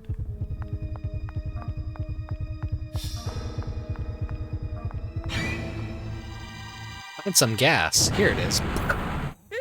Nah, it's just real gas.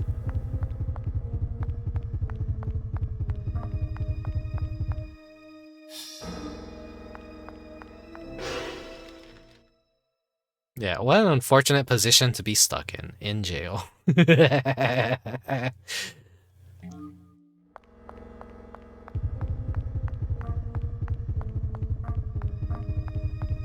Oh no, I'm stuck. Here's some more gas. We didn't learn the last time. Whoa, we fainted. When you're always in the danger zone with your heart rate, this always is a possibility that it could happen anytime you take like an extra shock to the heart. And see how fucking long we're just out? That could happen during battle. And that could fuck you over pretty hard. It does. It takes forever.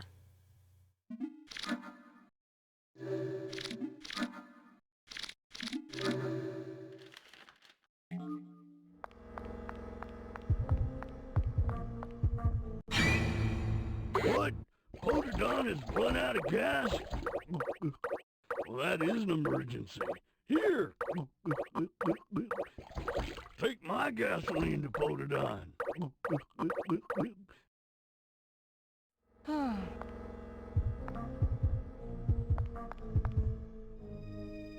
we go. We needed the cartoon gasoline.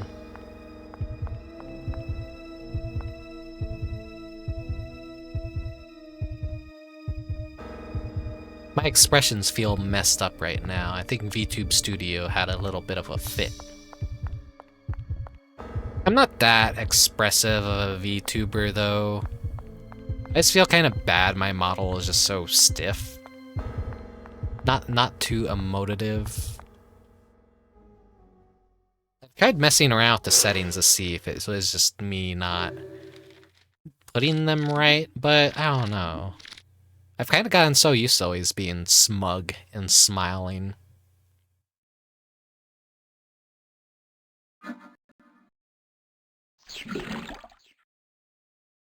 My body is ink. I could basically transform and stuff, so it's kind of like, yeah, a slime. I am also just an incubus. Oh, what a relief. I thought it was a goner for sure. Thank you.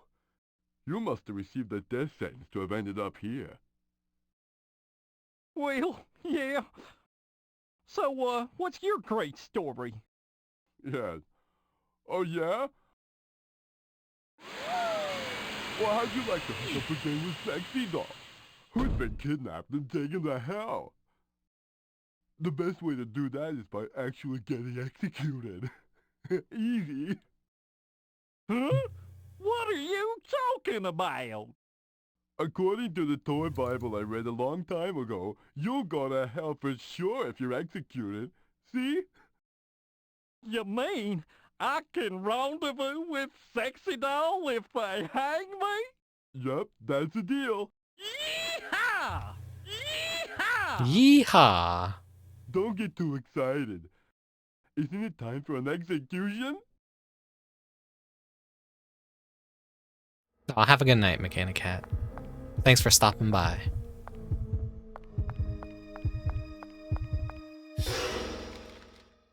Fuck yeah, kill me now! He's so happy.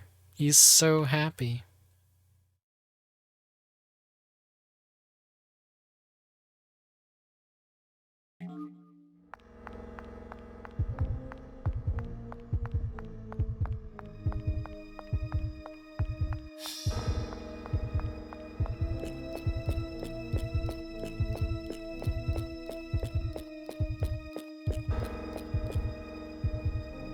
Actually, let's go take a look at their faces real quick.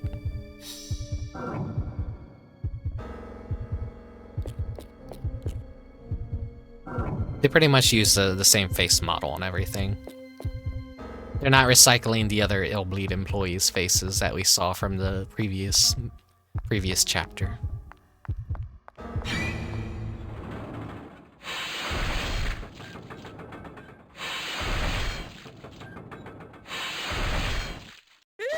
I think that would have been enough to kill us. No. 3 guillotines to fucking... Ugh. Someone was already, like, taking the spot, too. His head was, chopped clean off, though.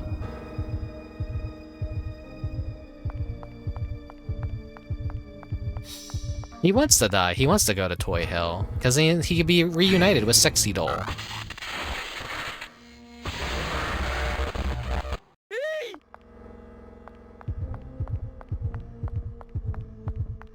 So, you have to activate those traps by walking up to them and pressing the button to inspect them. Guess what, Cork? You're leaving death row. To be hung right now.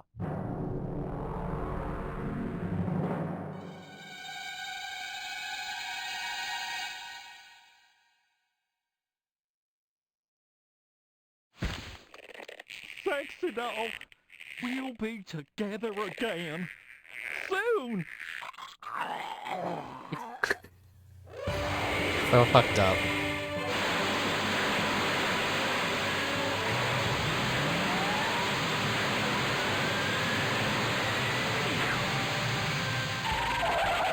Yeah, I made it just in time. What the hell are you?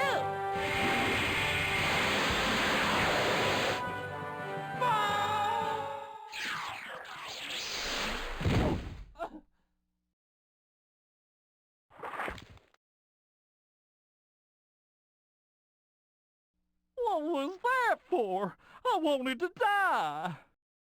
I wanted to die.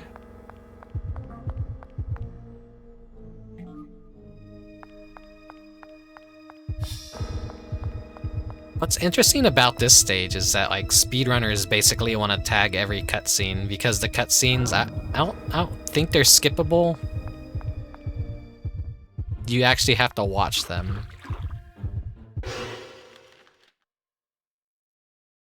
They're only skippable if you tag them as a trap. That's an interesting thing that they can always do. And of course they weren't considering speedrunners at all when making the game, surely. But that's just funny how it kind of works in the end.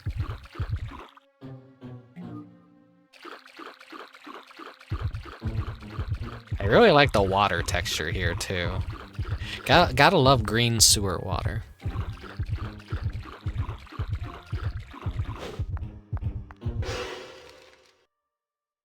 No traps down here to really worry about. It's just make it to point A to point B.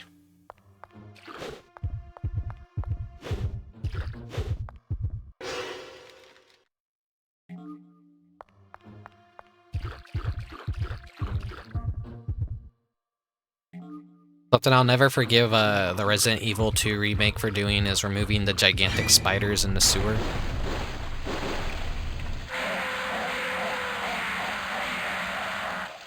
There was one trap. Hehehe.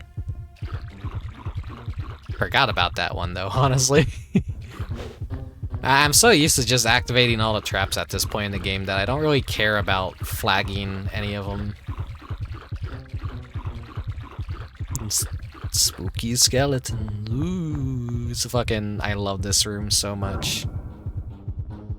It's not quite the upside down Sinner's room from World of Warcraft, but kind of has a similar vibe. Kind of. Why are there just dead bodies hanging in a sewer? I don't know.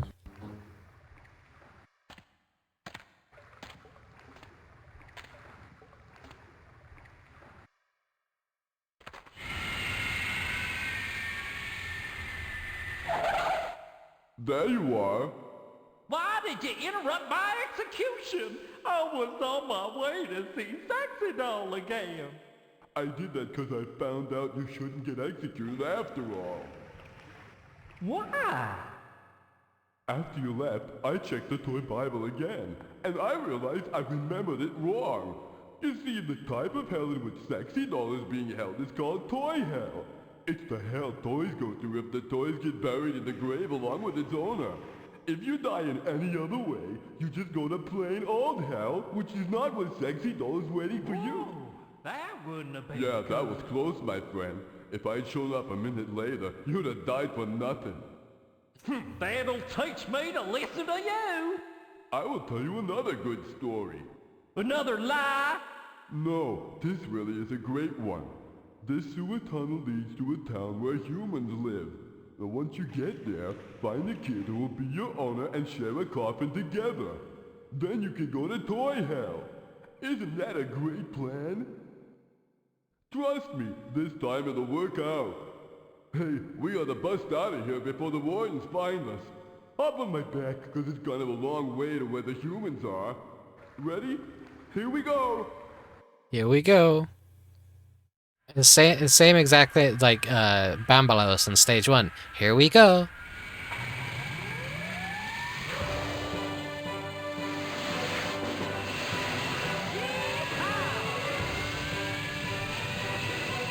It's like the iconic scene from Toy Story, where they fly through the sewer.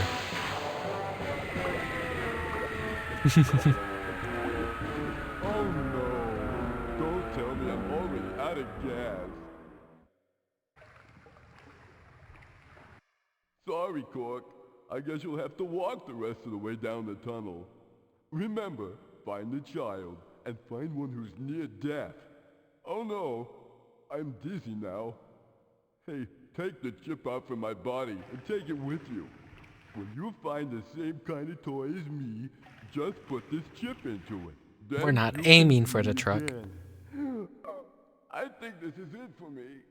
Go, Cork. You gotta go. Don't give up. Find a kid. Find a dying kid. Alright, he ran out of gas. I like how he has BS on him for bullshit, you know? It's like the chip is like in the area in front of him, not on him.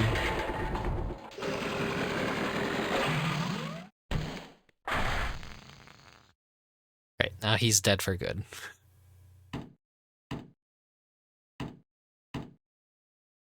He's dead. He's dead.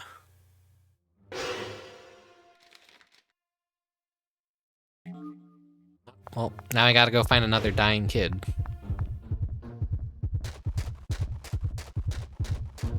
Now we're in a very silly area. Santa Claus comes. Santa Claus comes for the poor children who can't buy a toy for the present. Let's write a toy to want in the paper and put all in the bulletin board. Certainly, Santa Claus satisfies a wish. Illbleed is a Christmas game after all. Oh, I'm playing it during the wrong month.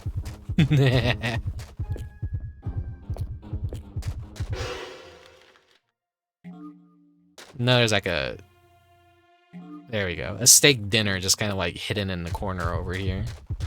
We just, we broke into like a bum's little bum's little tent and just stole their steak dinner.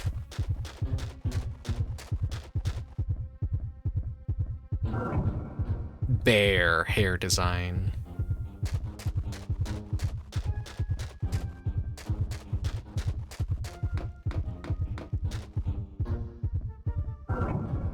To Santa Claus, the toy which needs me is the doll of Toyhunter. My house is the second floor of the apartment. Without making a mistake, Jeremy. Cork. Good doodle.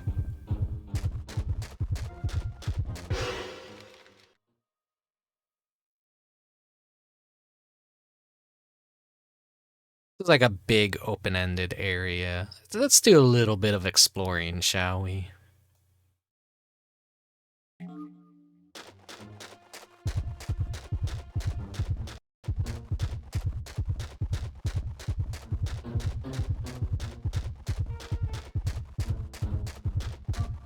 Hey, you might recognize this right here. I use this in my background for Halloween. Caution. Recently, ghosts and so on increase in this town. As for the children, to be careful. I love English so much. More translation technology advances, the less and less shit like that is probably gonna happen, which kind of makes me sad and bums me out. Hey, look, it's Resident Evil 2 over there.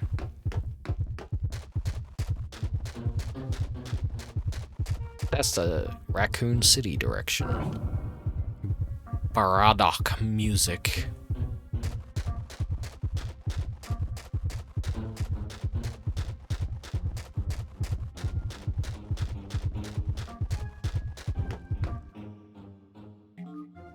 Gabui.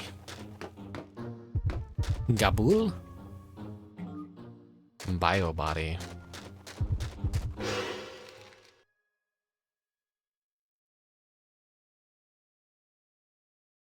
And we'll go over that area and see what there is. Because you could just like always immediately go to where you need to go.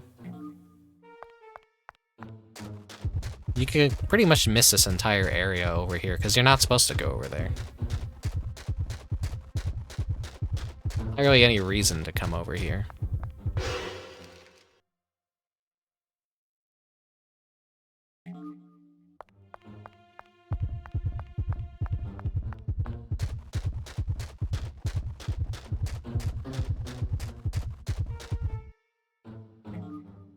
A relaxation CD.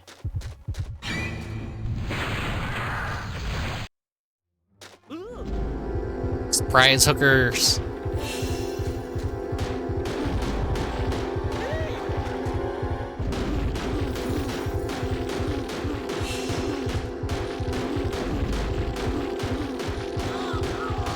Seriously though, no one ever comes down here because, like, yeah, there's really no reason to. If you know what to do, you're looking for something on like the second floor, but here, no. This is just, you know, it's a completely wrong place to be. But it's cool, like it's a giant open-ended area like this that just really has no point that they decided to really just make it anyways.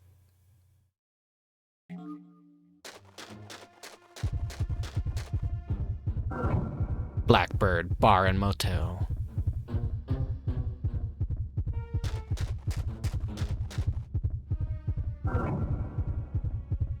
Ayani Car Service. Great car life, aftercare, price perfecter. It's on a translate. Like, these signs. A lot of these signs in this level are kind of like extra English.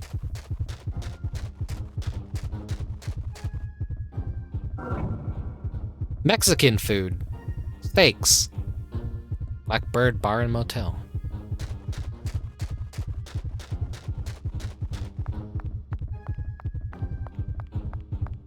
I like to always like just kind of look at the signs.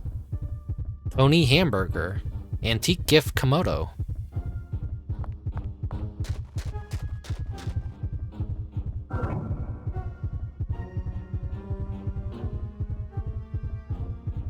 Oh, Boido accessories?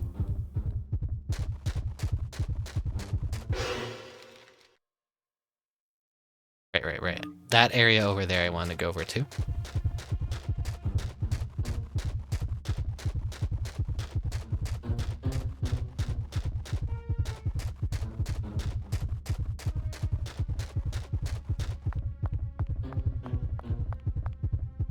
Cool little area no one ever really shows off. It's just there's this little basketball court over here.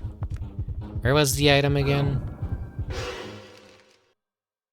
Yeah, I am looking in the right place. Found the Amazon.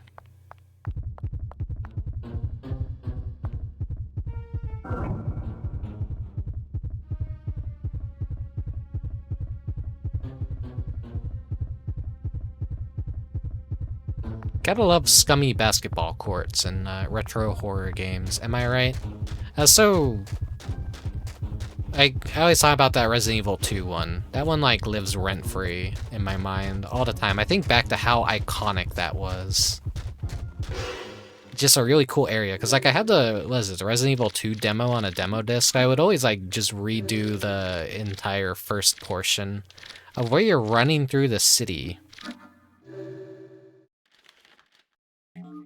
Until the demo kind of like finally ended and all that. And I thought it was the coolest shit ever. I did actually buy Resident Evil and play it down the line. I could actually inspect these windows. Some of them at least.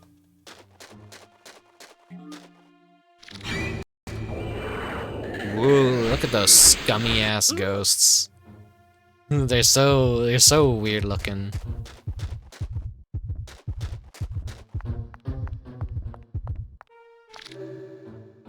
Nobody seems to live here.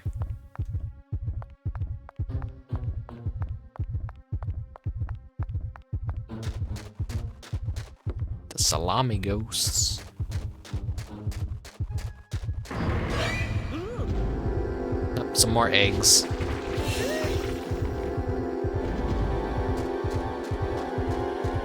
No, they can't put me back in jail again.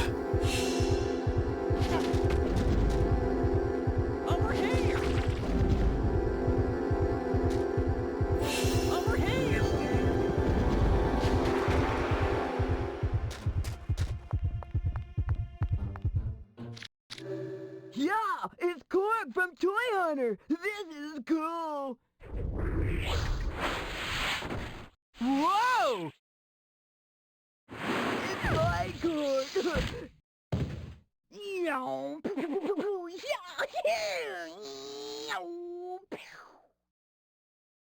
Ouch! What a rough kid!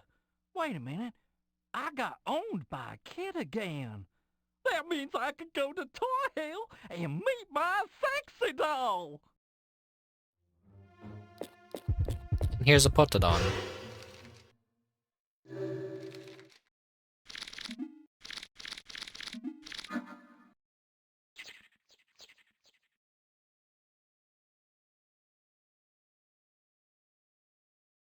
Hi! We meet again!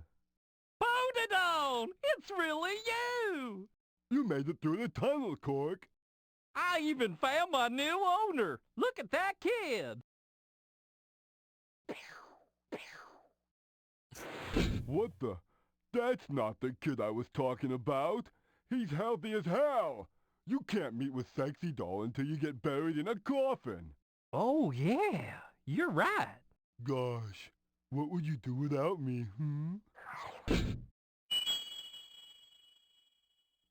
That's it!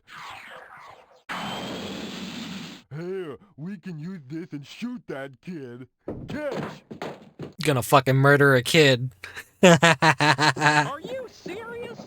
You're gonna use this? We're not gonna kill him for real. Just knock him unconscious with this. We're gonna make people think he's dead. Use this and shoot that kid.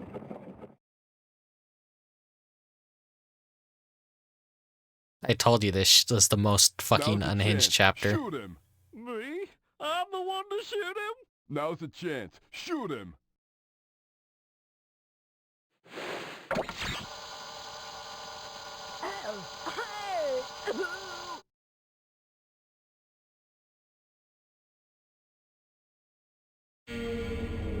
Jeremy! What happened? Jeremy!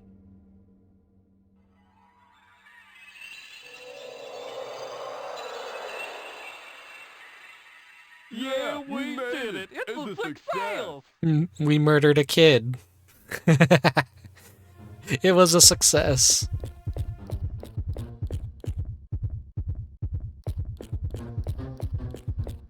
Stairs to heaven for murdering a kid.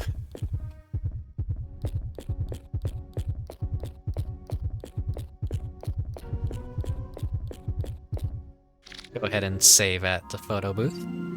Totally not dead, yeah. He's fine. He's just... We knocked him out. He's not actually dead.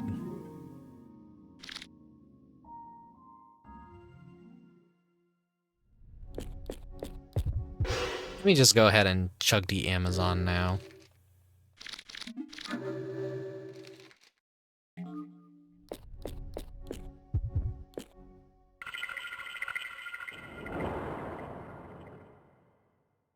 My poor Jeremy. Oh, sleep in peace. Here, I'll put your favorite Toyhunter doll with you.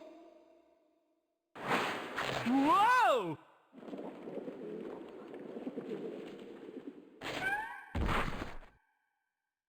Always uses the pigeon noises. I can meet my darling sexy doll at last.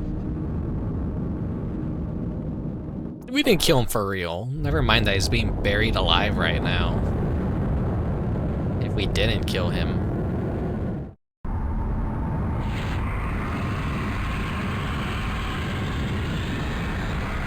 And now he's just being sent to hell.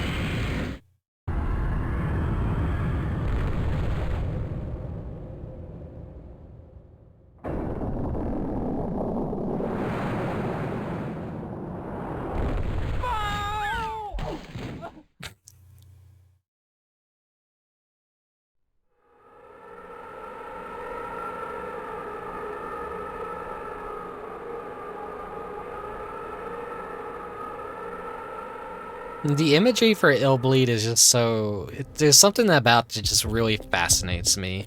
That I really miss from like older games when they had to get experimental like that. And you know, you could just like have a circular funnel or like something like an effect to illustrate something actually falling without it not really falling.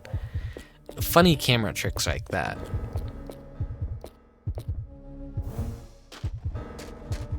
Now, here's the best boss in the entire game.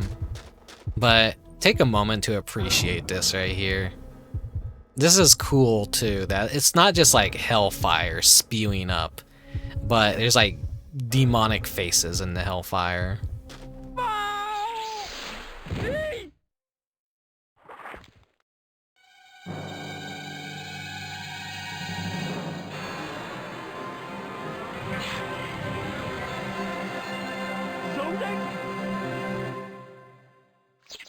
Oh, I missed you, honey. But don't come over here, darling. Sexy doll! This monster makes short work of you. Zodic! You cannot get away with this, you mother!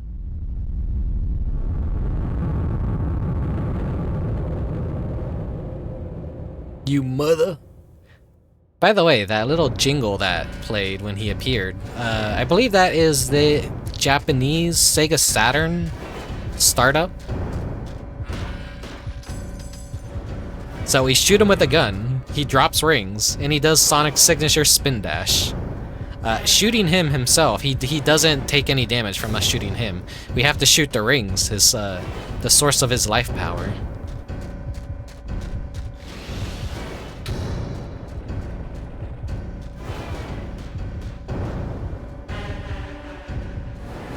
There's one more thing he'll do. If I'm lucky, he'll do it.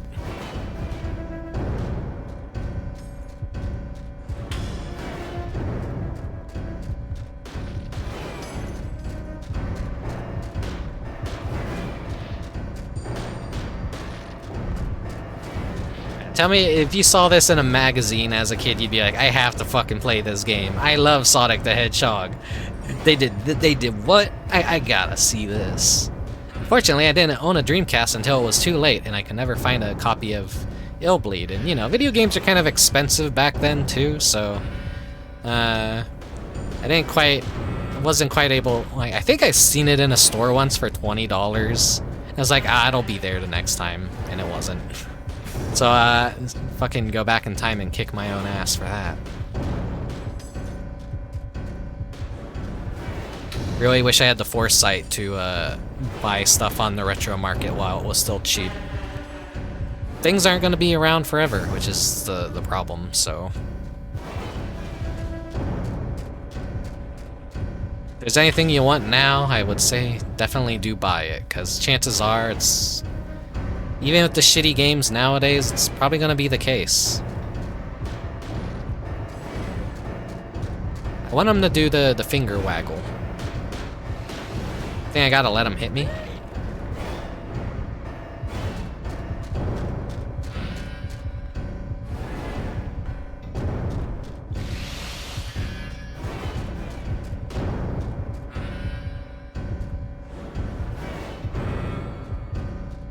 Yeah, they were pretty much fucking dead, so, like...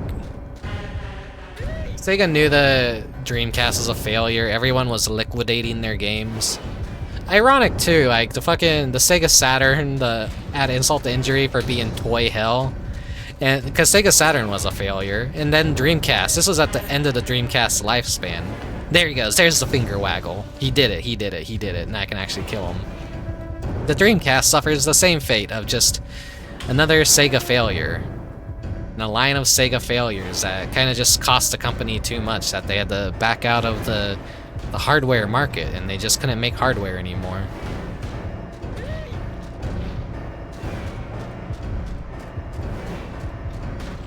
Yeah, this is such a cool boss battle. Just thematically, it's easy as hell, but just a giant demon Sonic, you have to shoot him and make him drop rings, and then you have to shoot his rings to actually do real damage to him. And he does the iconic Sonic finger waggle. Illbleed is so stupid and so full of soul. No other game can ever... I don't know, there's just something really special about this game.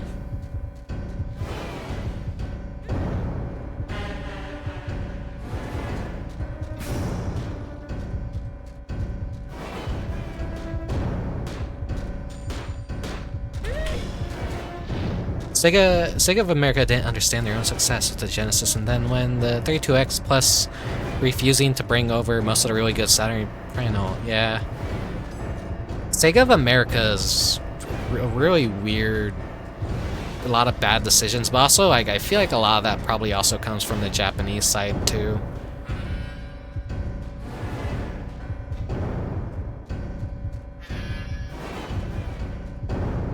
I've watched plenty of videos where they kind of dive into those topics. There's like a warehouse just full of unsold Sega stock, which makes me wonder, somewhere out there might be a crate just filled with unsold copies of Illbleed.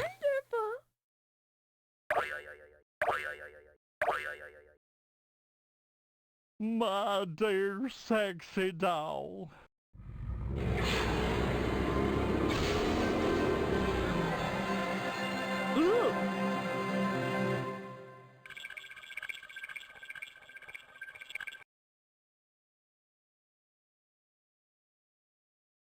What the hell? What's wrong? Didn't Gork win? It's strange. What does Zodic's strength gauge show? It's 0. Lucky. What about the ring setting over there? Check if the damage count and parameters weren't misread. I'm checking now. This is not going well. Oh no!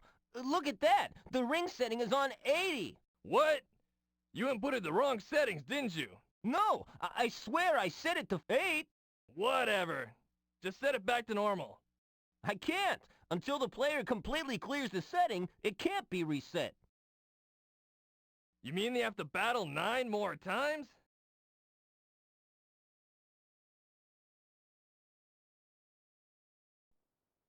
What's going on, darling? I have no idea, baby. Seems like they're having some trouble. Well, there's no choice. They must battle it out 9 more times. What? They're gonna die if they do that. What else can we do? Ugh.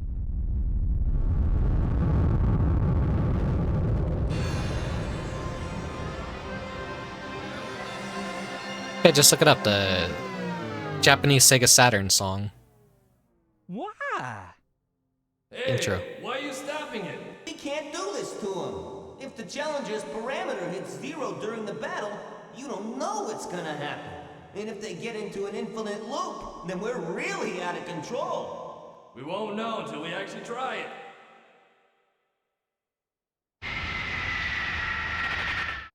Hey, Cork. Wow, I see a lovely lady there by your side. Does that mean you already knocked out Zodic? Well, yeah. How did you get here, Potodon? Oh, I'm not gonna get involved with this. You write the report later then. What do you mean? You're the one who made the mistake with the settings. No, I didn't. That's why I hate using a former wood puppet. You guys have no brain. Especially the ones who used to lay down on the belt conveyors.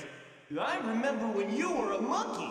You got all excited handling the horror monitor. Talk about brainless. What do you mean, you blockhead? He was the monkey from stage 2 that stole our horror monitor. What's going on here? I have no idea. Why don't we just go? Good idea. Hey, Potodon, will you give us a ride? How'd I know that was coming? Well, okay, let's get a move on.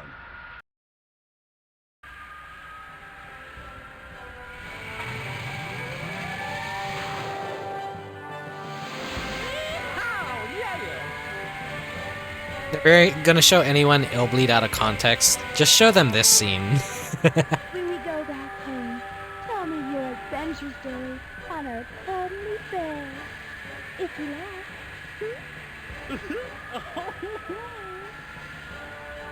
Oh, brother, that's about all the saucy stuff I can handle for you. Yeah, there's this cool game called Illbleed. It's a horror game. You should play it. Look at this cutscene.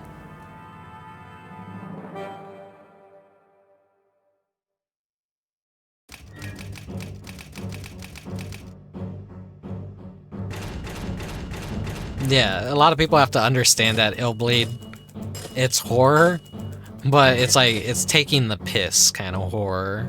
It's like, it knows it's stupid and it knows it's ridiculous, and it's a love note to everything horror themed that is stupid and ridiculous. It is like the ultimate like fucking tribute to B-movie horror.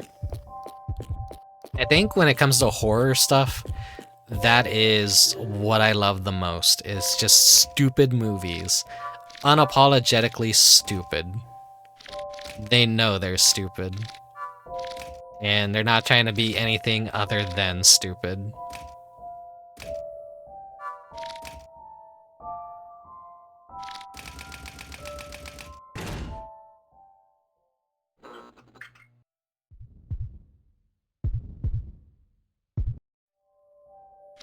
Okay, let's do our final upgrades.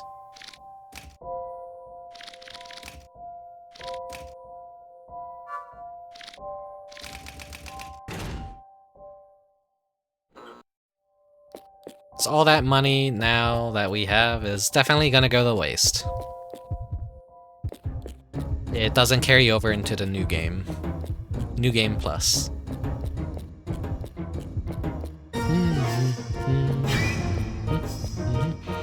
Oh, Visor7, thank you for the follow.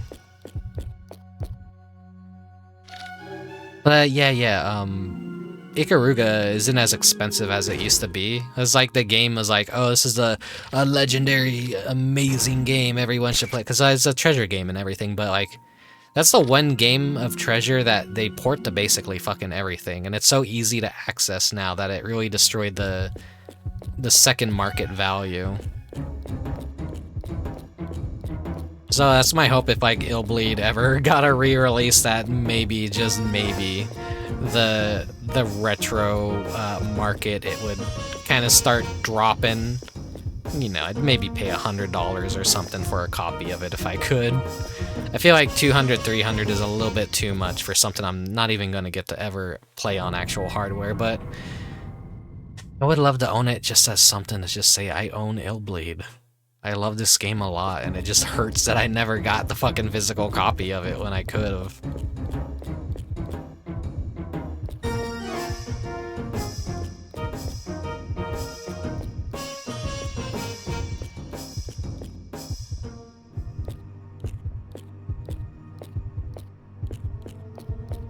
This is the final level, which isn't really a level. Got the scapegoat Mary. Machine gun. And the axe. By the way, look at this. It's an ass. Why is there an ass? Well, you have to find out in New Game Plus.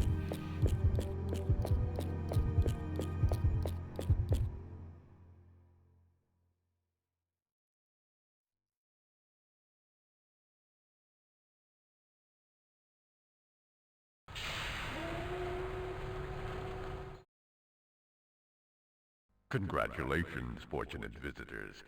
You've managed to make it to the last room before you'll get out of Illbleed.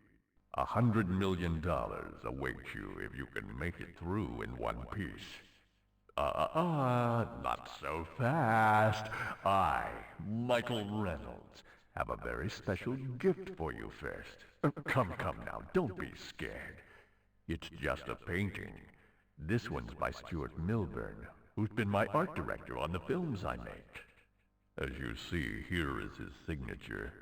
There are 3 paintings you can choose from, actually.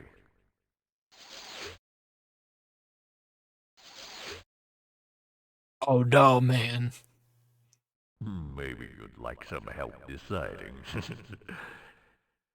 Make your decision wisely, as you only get one.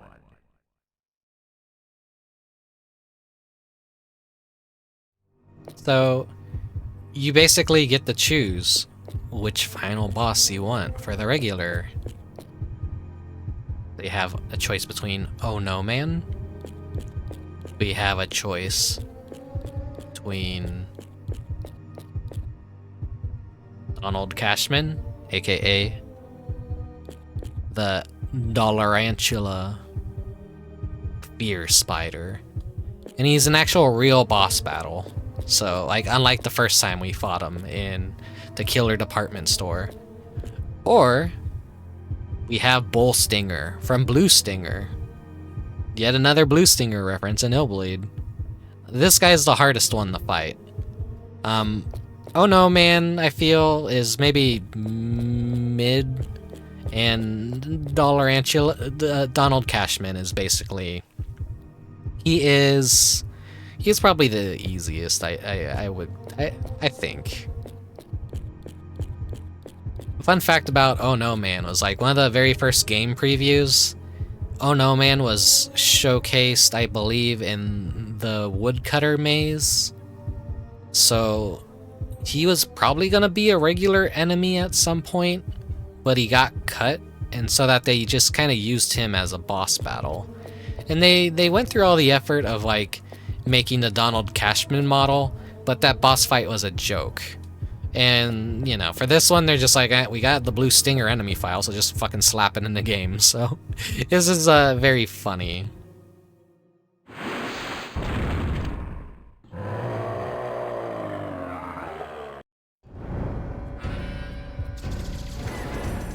I just want to fight him, because it's, it feels appropriate after I played Blue Stinger last year.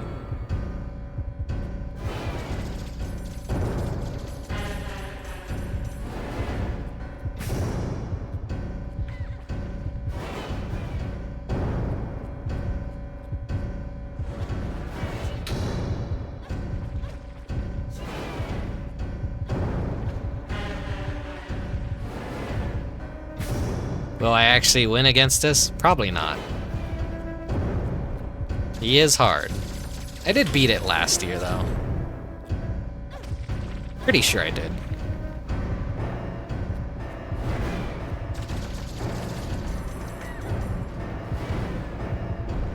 I'm beefing it. I haven't been getting my my practice in much for the combat though this run.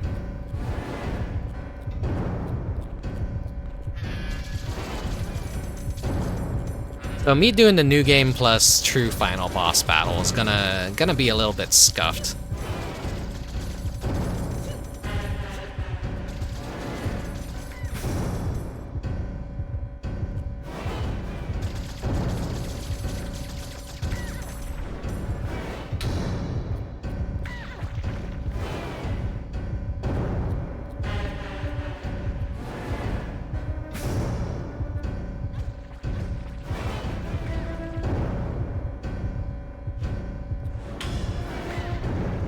I'm messing up my inputs because I haven't been like getting that muscle memory from like actually doing fights.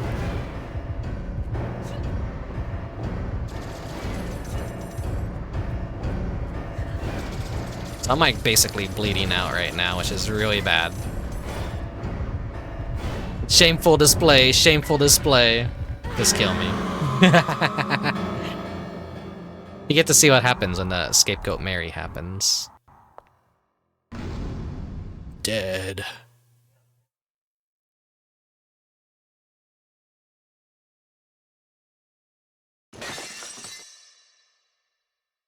Mary doll sacrificed herself so that you could live.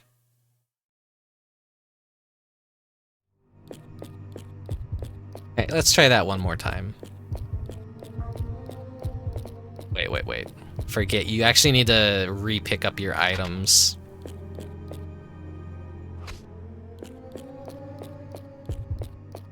And unfortunately, you don't get the Mary doll again.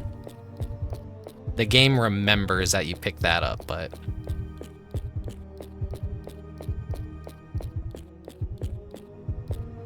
Let's actually kill Bullstinger for real. Like, I want to make this like an actual... Did I need to select them again? I forget.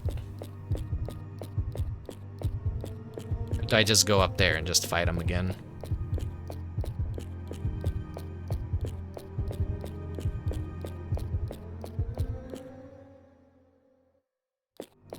I have to actually do the cutscene again. Right. Right, let's get our ass kicked by Bullstinger again.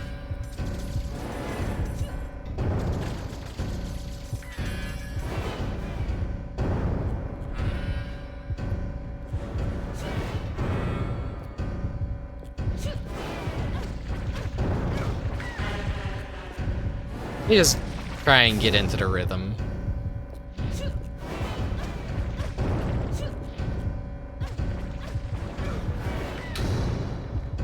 There's just kind of like a mini boss common enemy in Blue Stinger, and here he's like, he's the hardest. He kicks your ass.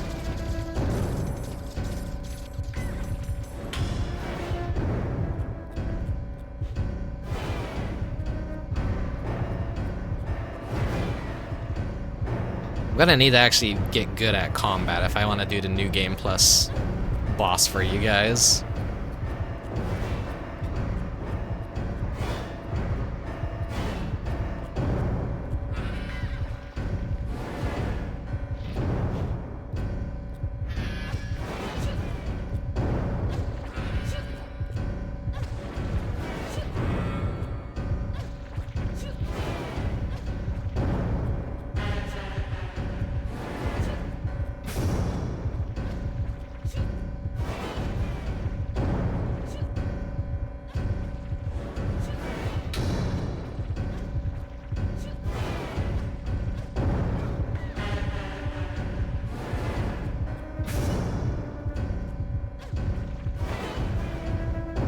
Come on.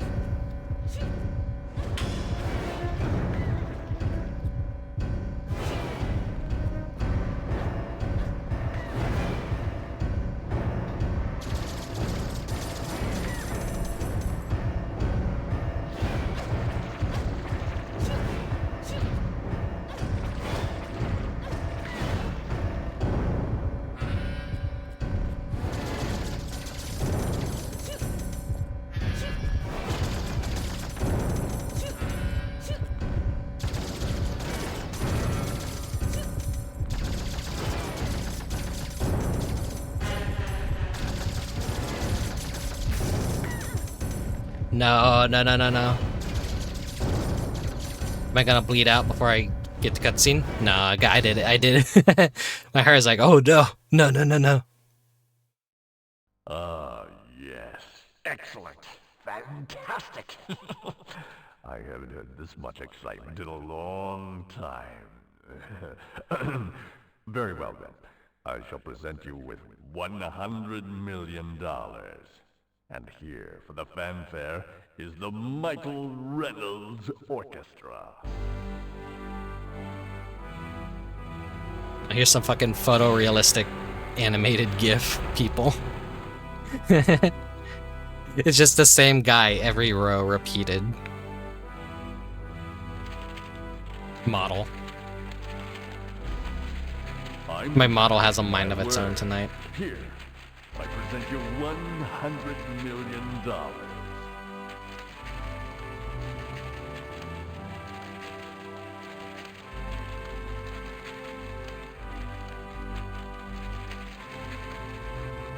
right, nice.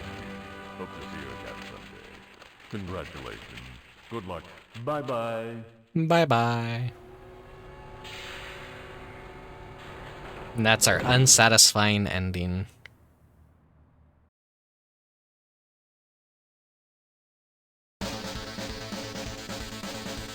That we get this banger of a song.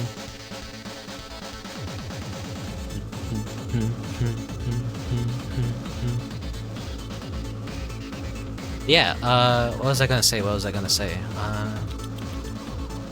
Yeah, the other bosses, I'm not gonna showcase the other bosses this time. I did that in the first year, so I guess if you're interested, just go look up on YouTube, either my video or like someone else's. Like, so surely other people have showcased and shared the other bosses. They're not anything special. If you're curious what the hell Oh No Man is, maybe next year I'll do it. I don't know. I don't feel like doing it this year.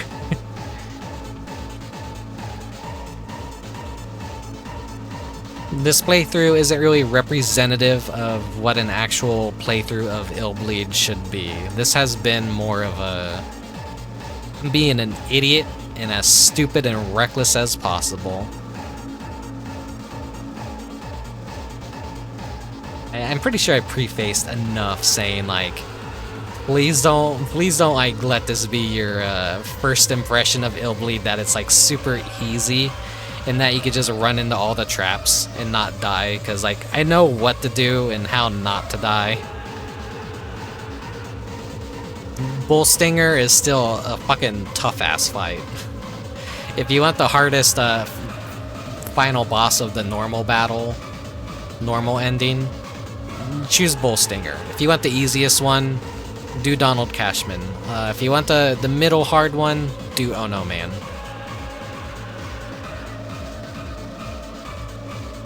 Electro Zoo.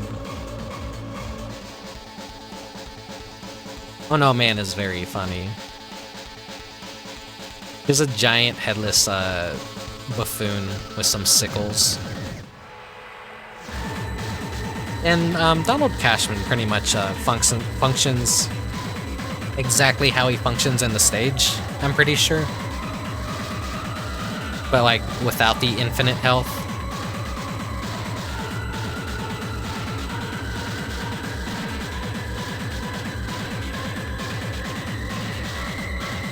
Get that sexy doll.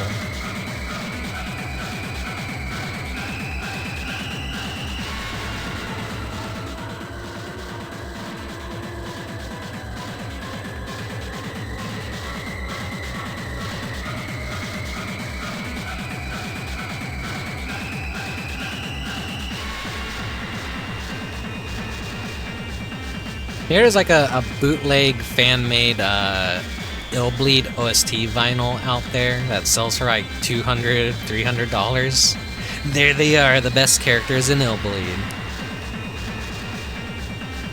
I love those guys so much.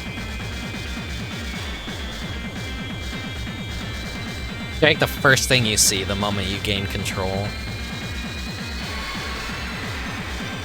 And Pig Soft Deck. ADX. Fucking at the beginning of every GameCube game, you just remember seeing those.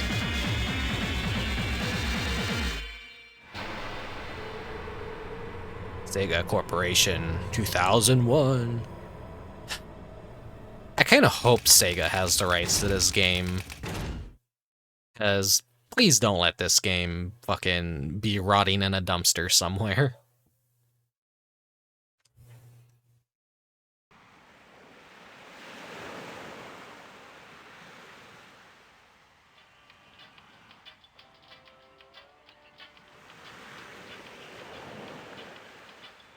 How are we gonna spend $1 million? I bought 385 different kinds of Freddy dolls, and I still have a lot left.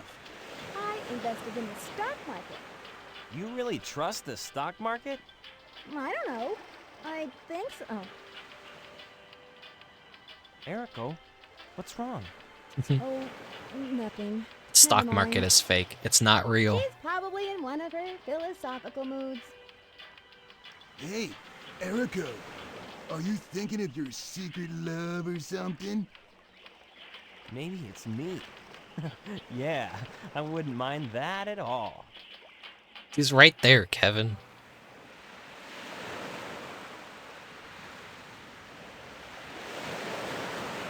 I'm going back to Illbleed. What? What? What?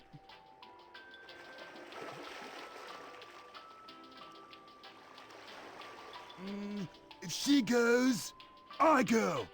Thanks, Randy, but this time I have to go alone. Why? What's going on? Kevin, butt out! She doesn't need a guy right now, okay?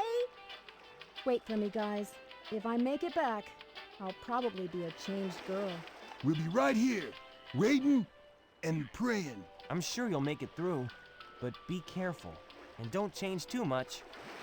If you get into trouble, try and telepathically communicate with me, okay? I can be at your side in no time. Right. Thanks a lot, guys. I love you all.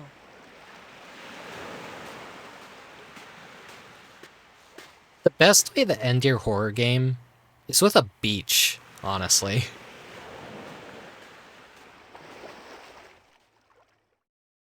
The end. Or was it? Yeah, I pretty much assume the masters for Illbleed are probably like, they've been burned or thrown in a dumpster somewhere. Like, this game is 100% fucked, and it's 100% abandonware at this point.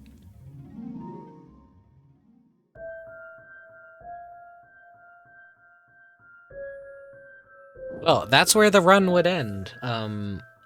If you did not have a file already completed on a New Game Plus, where you go through the park and basically you let everyone die, because the rules within the game is those aren't your real friends, those are like actors or whatever, so there's no reason to save them. So for Kevin, you take like 15 or 20 minutes in the Bombalos maze after you activate the cutscene right in the middle where he drags Kevin off. And then Kevin will be dead, and then, like, you don't save him. And then Michelle and Randy and Jorg are all just easy, because, like, you just don't even have to go anywhere near them. You could just choose to sway off the path and just proceed as normal and not save them. And as you beat each and every stage, Eriko loses more and more clothing until she's basically naked like this.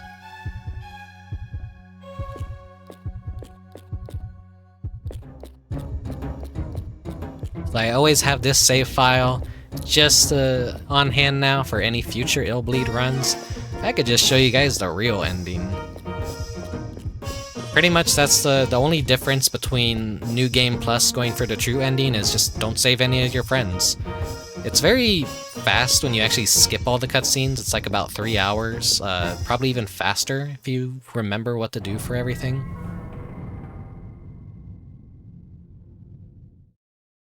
Don't worry, being naked has a reason why we're naked. There is a function to being naked.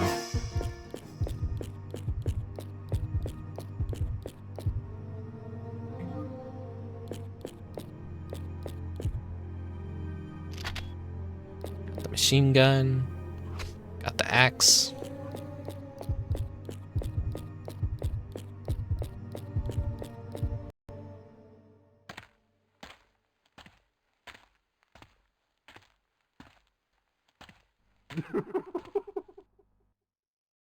Oh, yeah, baby.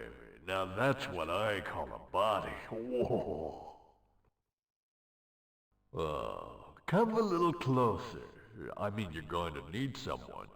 Something to warm you up, hon. I'll get you a blanket.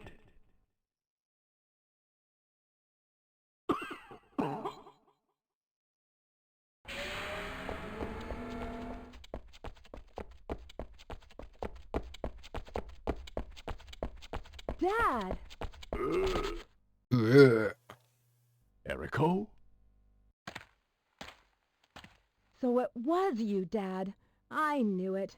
You're the only guy who could have come up with such a sick and twisted place. What are you trying to do here? Ooh, I was waiting for you, Erico. You passed the test. You made it all the way through. Oh, come on, Dad. I passed your fear factor test when I was a kid. Nothing scares me or is a thrill anymore, from roller coasters to tales of the macabre. You took away my fun, and now you try and pull this stunt? How dare you?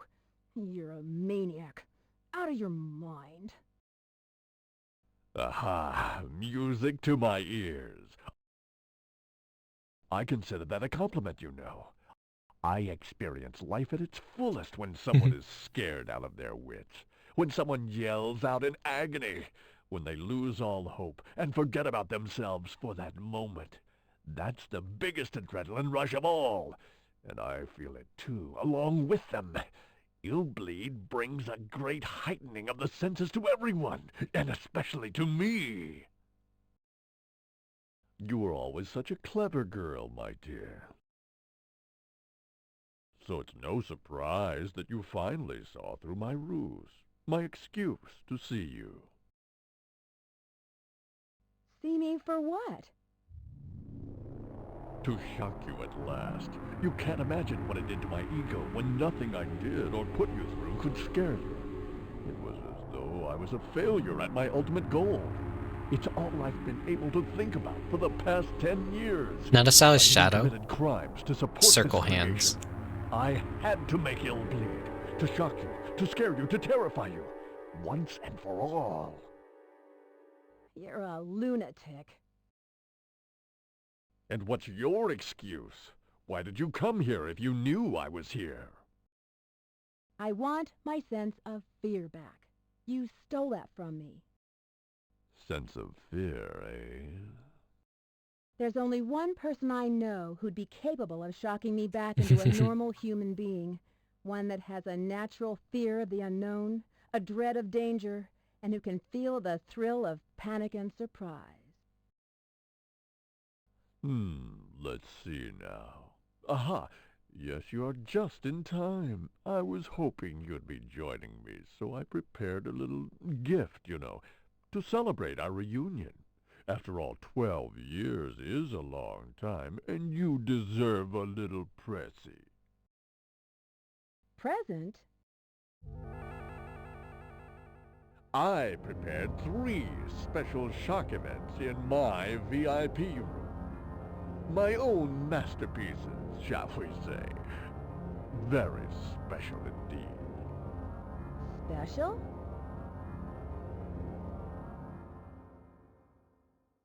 Yes, special. You'll see. First, turn on your horror monitor, and then activate cautious action. But if you lose even one event, your pulse rate will race past 100. I put everything I had into this, so we're talking extreme power at its wicked worst. The event will put you into a shock mode, and what's more, you could die.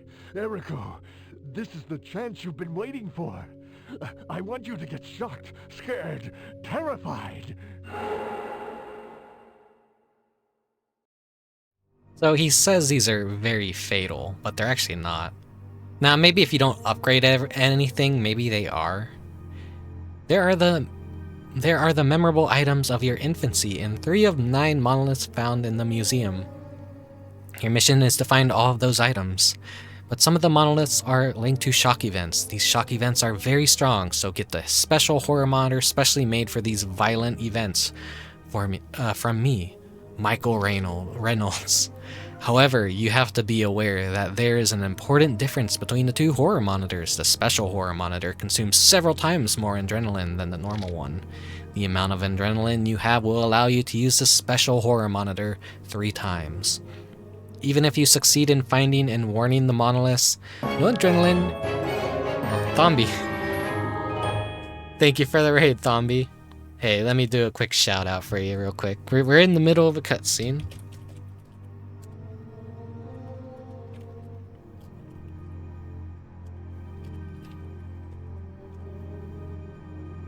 You rated just right as I'm doing the true ending boss for Illbleed. You were doing Splatoon 3. Preparing for the Splatoween Splatfest, I see. It's fine, I always have the VODs on YouTube if you want to check them out. The amount of adrenaline you have will allow you to use a special horror monitor 3 times, even if you succeed in finding and warning the monoliths. No adrenaline bonus will be given.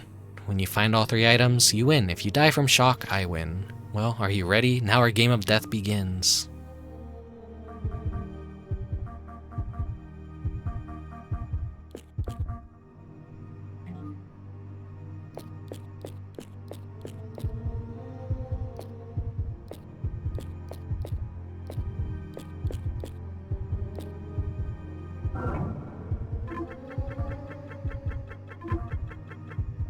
Let's see.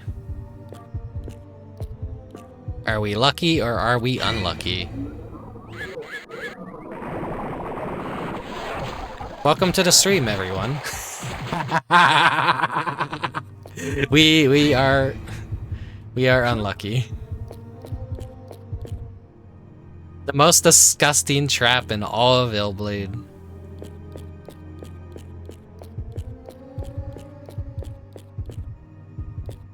Yeah, thank you for the raid. Sorry I just scared everyone away with such a disgusting thing. But that's just Illbleed for you.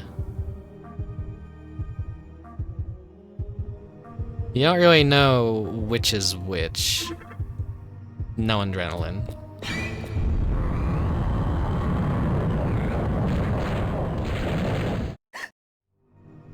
But like they say, like, oh, it's so lethal it'll kill you. It doesn't do anything.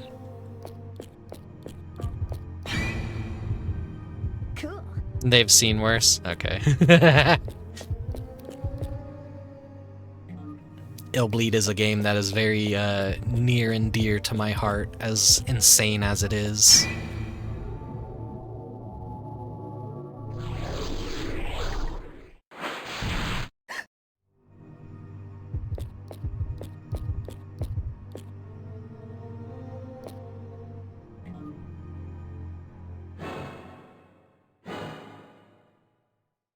Oh no! Not my device! What happened? Nobody else has ever cleared this event. Nobody! Why? Why?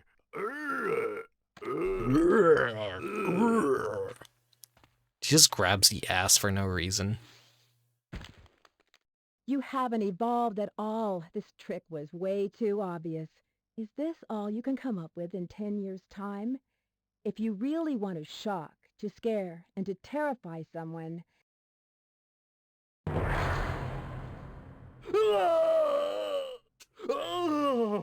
Oh, God! Now look what you've done! My heart!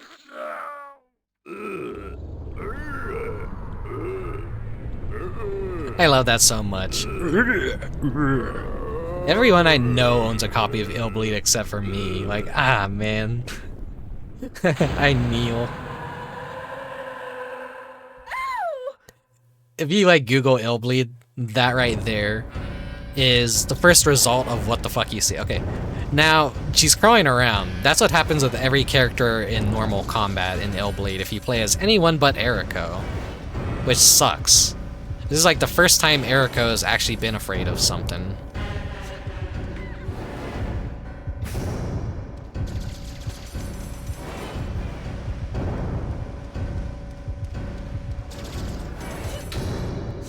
Dodging this thing sucks. I know someone who owns the Eriko figure, and I'm jealous as hell.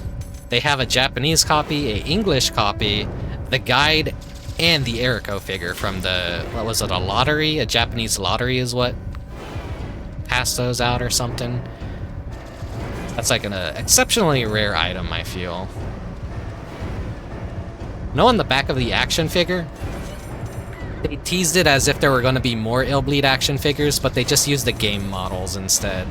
It's like maybe they anticipated, like, oh, maybe this we could make more. Who knows?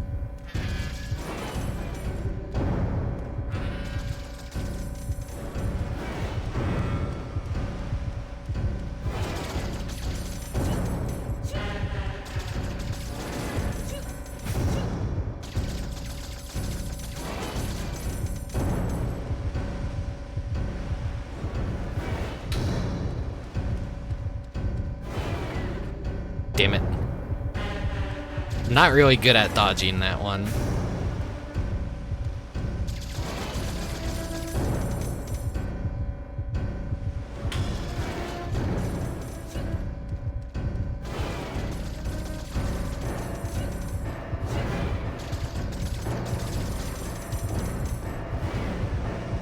Yeah, as I was saying, you Google Illbleed and pretty much you're gonna see this. Everyone shares the Michael Reynolds like secret boss, because it is just really fucking cool visually and scary as hell. That super detailed mouth too.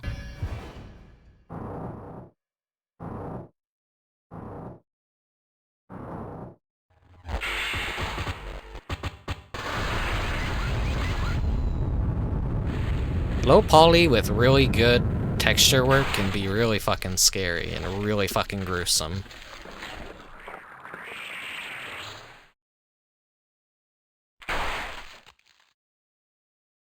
What the? Oh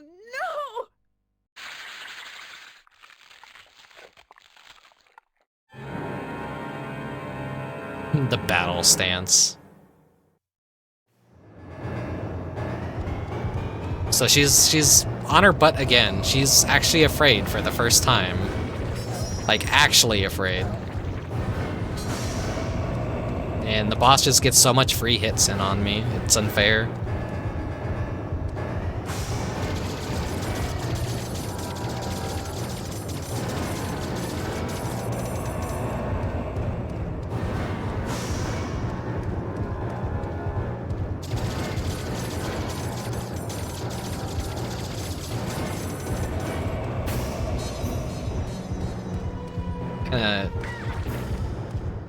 Get my bleeding to go down if I can.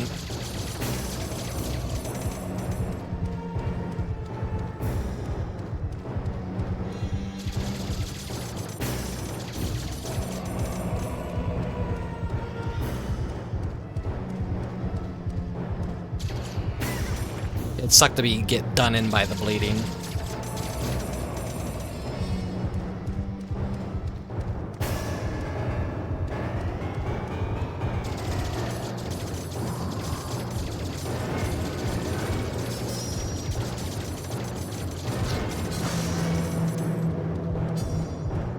The weird little greenies.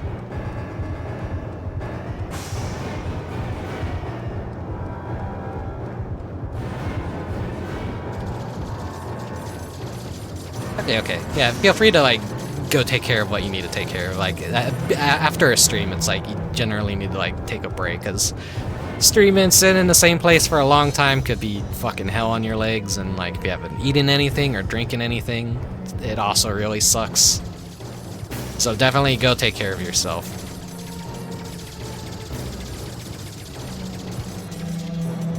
It's not that hard of a true final boss. The first form is more of a real boss than this one. It's really easy to just run away from whatever he throws at you. It's just how much damage you take from the first form that can make this harder or easier on you.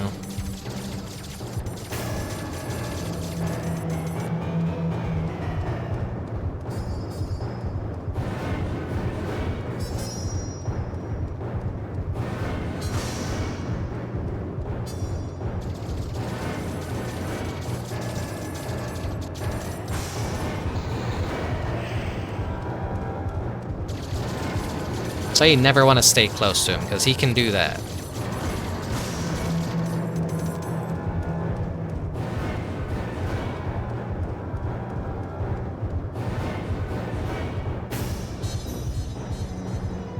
And this boss design is like the most normal kind of monster design in the entire game. So it's kind of cool, but a little bit also overwhelming. I mean, underwhelming.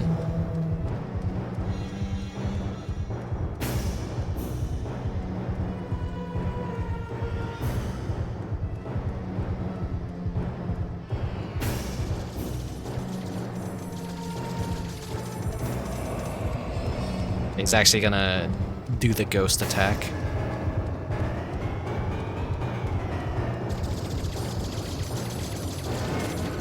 I'm a little bit too close to him for comfort.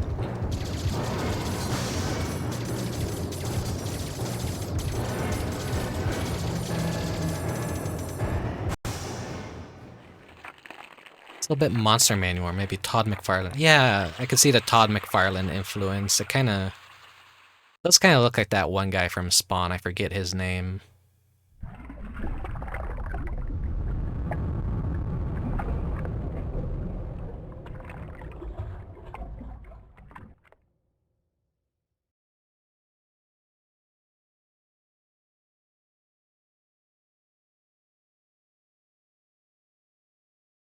Oh my god. I can't believe it. You actually destroyed yourself. I think that's his name, Violator.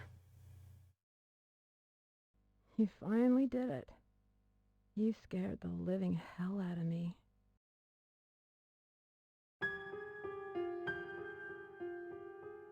Shinya Nishigaki.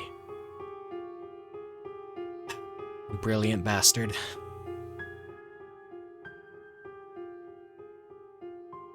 Rest your soul.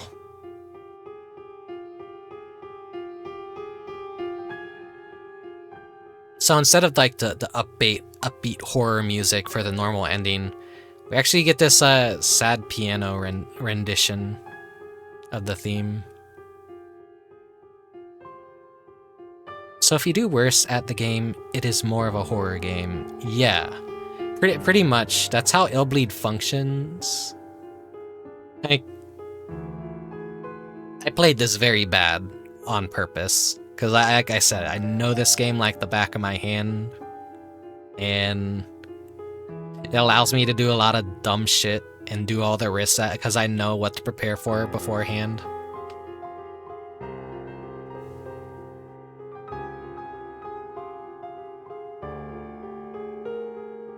You could potentially have a very rough time with certain stages if you don't go in with the right items.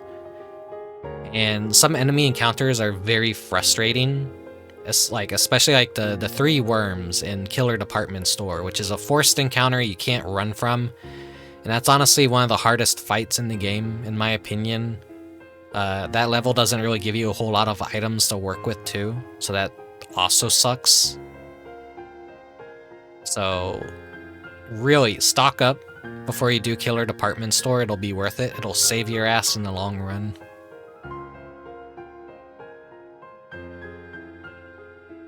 Don't buy any adrenaline items for Revenge of Queen Worm, because the first level teaches you that there's traps everywhere.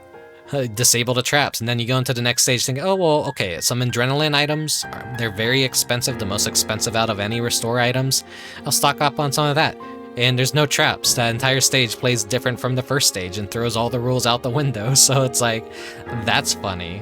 And just take nothing but like bleeding stuff, heart rate, and health restores for Revenge of Queen Worm. But for the first stage, buy a little bit of everything. Don't be afraid. A lot of people see that $3,000, they get a little bit greedy, like, oh, what if I need this for later? You're gonna need it for the first stage. First stage could be very, very rough on a fresh save. It is basically the first filter. Like, there's many filters in this game, but I truly believe anyone could get through this game easily if they want to put in the time and learn how it plays.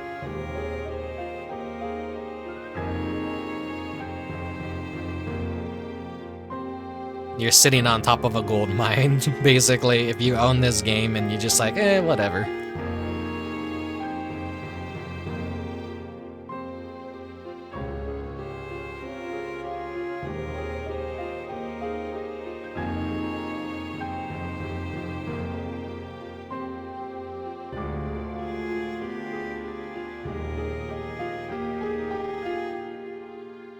Sega Corporation, 2001.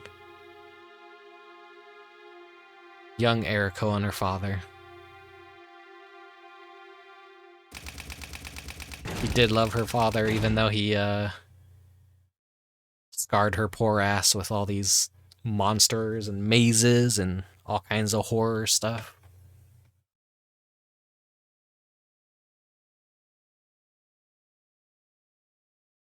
Few days later. The new president of the Horror Research Club will now be me, Kevin Kurtzman, due Sonic to the the fact that our Hedgehog. old president Eriko is just not the same anymore. Poor Eriko. Once fearless and strong, she turned into a vulnerable little girl who needs a fearless knight in shining armor to protect her, like me. Yeah. And the sad part is, I can't go to the horror house with her anymore.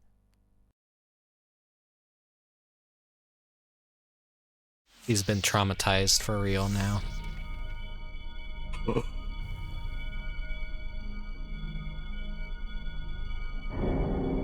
The sequel will never get because the creator died after Illbleed. It hurts. Ah, fuck. You can see the pain in my model as it like freaks the fuck out. Okay. We don't need to save that. Okay. This is the real spooky thing, is like what the hell my model is deciding to do. Come on, recalibrate, come on, there we go, there we go. There we go. Something's going wrong with VTube Studio tonight. There we go. The spooky miracle of Halloween.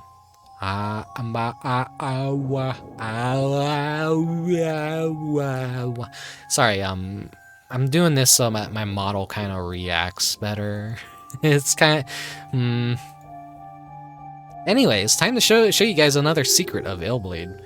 Go down to the options, and then hold down X and A. Hey Nanodan, if you're still out there, did you know that you're in Illbleed? It's him, it's Nanodan. They snuck this little programmer's game into the Illbleed. You just highlight options, and then just hold down X and A, and you could play this. It's just a goofy little like survival game. I don't know any other story behind it or like why it's in Illbleed. Just assuming like maybe someone snuck it in without permission.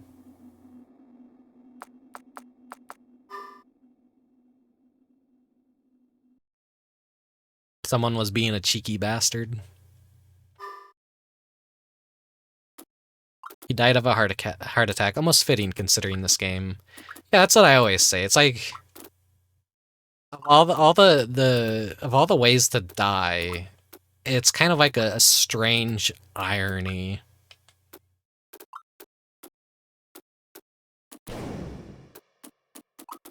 We've known of like other video game developers that died in shitty ways, like car crashes, and just they died too young. What was it, City of Heroes, I think, the creator of that MMO that a lot of people used to play. I know I played it for a little while. He died in a car accident. Trying to think of like what other things happened. I know someone else out there has to have recently passed away. Like I thought I heard something. A little bit of a gruesome topic to talk about, but hey, we're playing Illbleed. It's kind of fitting, you know?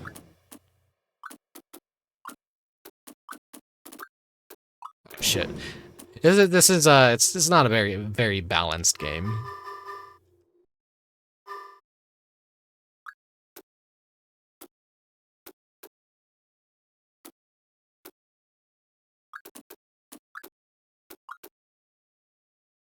It's goofy.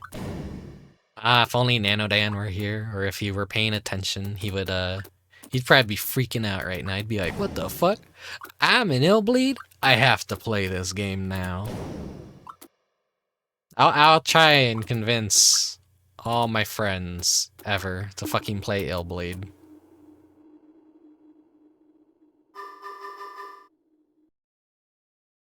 Oh, there you are, Nano. Look, you're in the game. You're in the game. It's you. It's not the same green, but it's green. He's got the big red lips. He's got the blush marks. It's literally you. You're in Illbleed.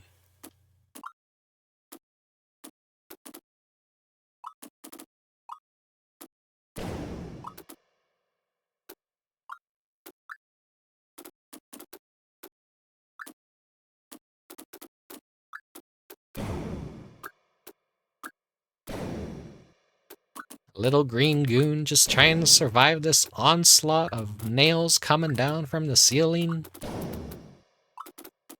Maybe next October. Yeah, maybe I'll collab with you on it. I'll be over on your channel and I'll be talking with you the entire time you play through the game. Maybe that could be what's special for next year's Illbleed. Who knows? Who knows?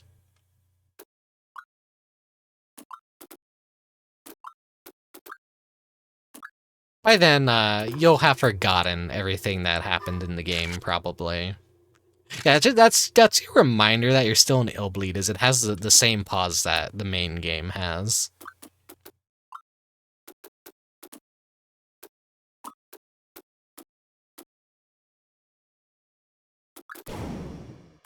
It's just like one of those little brain rot games where you can just like have fun and bullshit around. I didn't showcase this last year.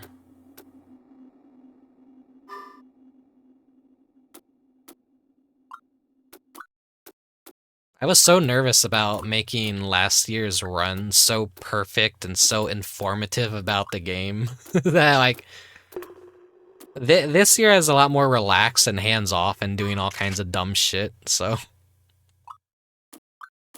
I'm like, yeah, I breezed, like, it took me four streams last year to, like, really be slow and methodical and, like, get through things and make sure I wasn't gonna, like, die.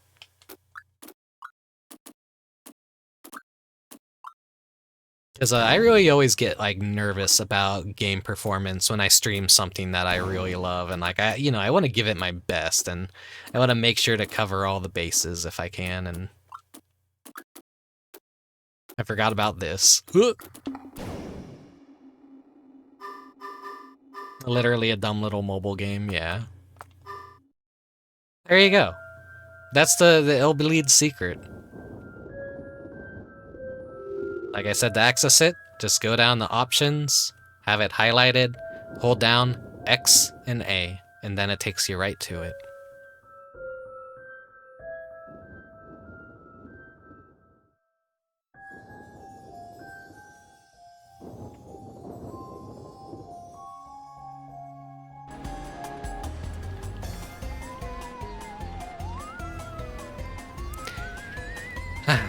Okay.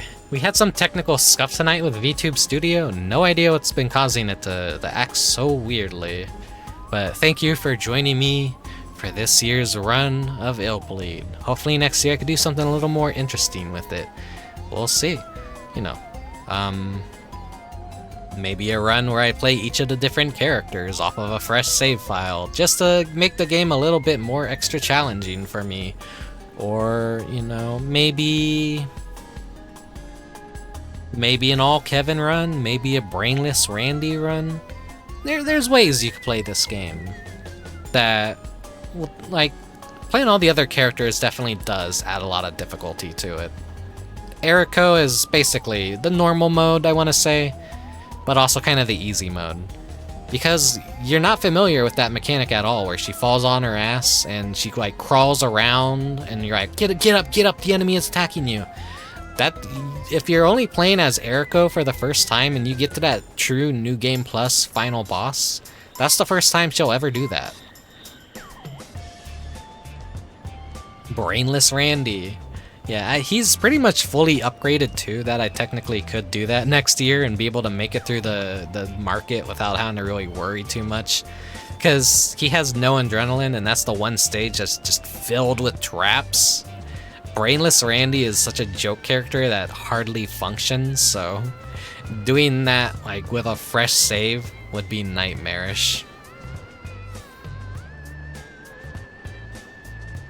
That Parappa 2 commercial is just so weird and creepy to me. Okay, mouth sync. Are you working correctly? What an episode for my VTube studio to start acting up. Anyways. I think that's pretty much everything I wanted to showcase in Illbleed tonight. If you want to see the other bosses and all that, I just, recommend checking out the VODs from last year. I organized my VODs and everything, even the playlist that I'm putting these episodes of Illbleed in. They're part of that playlist, so they're not too hard to find, and I'm sure to always feature the Illbleed playlist on my actual page in my YouTube as some of my favorite series, because the more people that get to experience this game, the better. And maybe one day I'll strike it rich and I'll be able to fucking own a physical copy of my own to just put on a shelf and admire, because I haven't ever booted up my Dreamcast in the past fucking how many years? That thing's probably dead by now, considering a lot of people are going through disk drive failures and having to modify their Dreamcast to just work off of a hard drive and whatnot. Yeah. Here, let's head out to the porch. So, for tomorrow, we will have the Final Fantasy XIV Halloween event. I have a few preparations to make, and I need to kind of test the audio, because I lost the audio settings in the SSD Failure, so I have to just make sure it records and sounds good and runs right again. So I'll be spending the rest of my night doing that. I got work tomorrow morning, so maybe I'll be tired. It's probably gonna... I like to do a lot of my Final Fantasy XIV streams a little bit more earlier in the day, so don't expect it to be too late at night or anything. But we'll see what life has planned for me. But I feel like there's gonna be stuff happening later on Friday night that I might want to go check out. So that's why I want to do the Final Fantasy stream early if I can. Even just the Illbleed disc goes for 300. Yeah. A actual...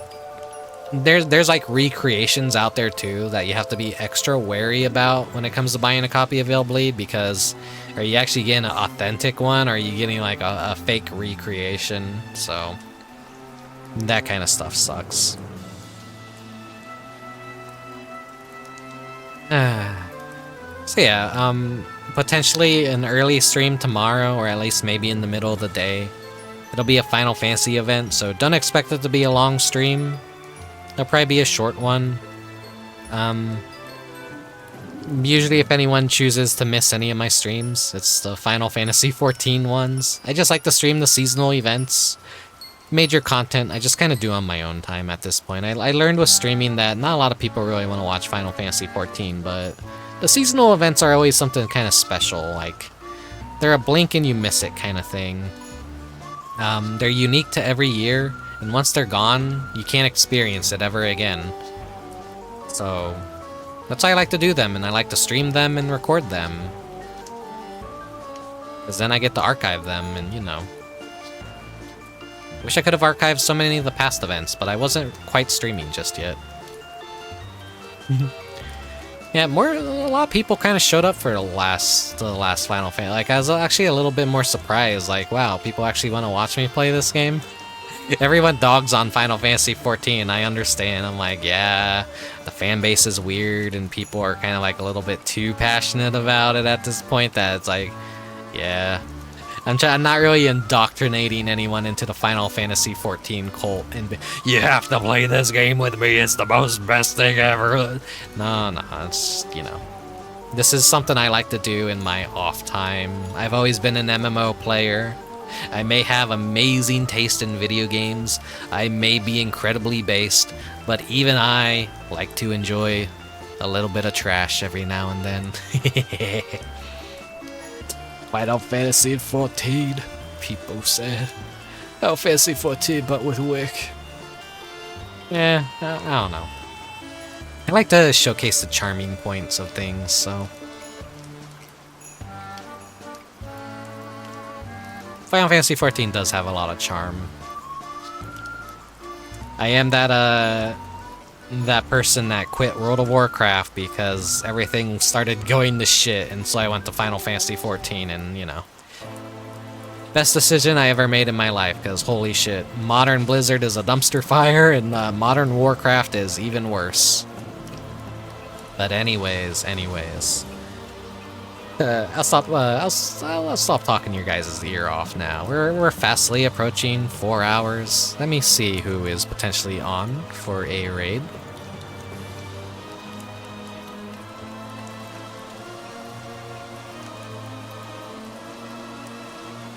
It took me so long to get all my music back up to where it needed to be.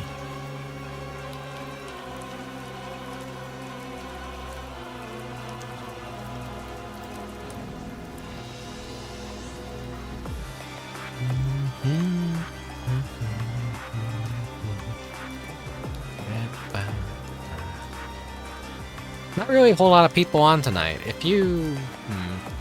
Nano, do you have any suggestions who we should raid?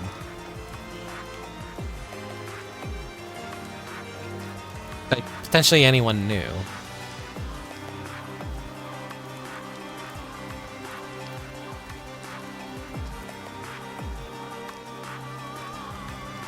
If not, I do know who we could raid, I guess. Anyways, this is one of my favorite Ragnarok Online songs. It's so good. The entire soundtrack of Ragnarok Online is so good. Just going through the entire playlist again and like saving all the songs for like my various scenes and all that, like it's just always a trip down memory lane that just makes me incredibly like nostalgic and like, man, Ragnarok Online music was so fucking good. That MMO was just really the best thing to ever happen. It's very rough to play now, but it is very deeply nostalgic, and Soundtemp did amazing work on the OST, and the monster design was top class, and I kind of talked about this a bit on Twitter, but looking back, a lot of the dungeons actually felt like dungeons, and they all had some semblance of horror compared to, like, you know, you play like a modern dungeon in a modern game, and like horror isn't really like, they don't feel like dungeons sometimes. But in Ragnarok Online, it was like always like you're in a giant underground ant nest surrounded by giant bugs. You're in a labyrinth with a giant goat that has a scythe, and he's basically just gonna like fucking chop your head off and instantly kill you if you like wander into the wrong room of the labyrinth. It's giant mazes and stuff. A haunted clock tower, a haunted ghost ship, fucking a rundown church, sewer system, like even an underwater zone that basically is just like, yeah, you're completely underwater and you're like, what you would be seeing would be drowned bodies and like the deep floor of the ocean. It's very interesting, and I always loved Paeon Cave because it's just full of skeletons, it's full of Jiangshis, it was just yokai. It was like deeper down you go, you get to the final floor and there's just yokai everywhere, and it's just a spooky good time. The dungeon in Ragnarok Online, like, it's hard to like pinpoint like anyone that like wasn't at least a very bit unsettling or weird or spooky. There's a Christmas dungeon. That wasn't really necessarily scary or spooky, but I could understand why some of the enemies in it might feel a little bit creepy or weird or off-putting.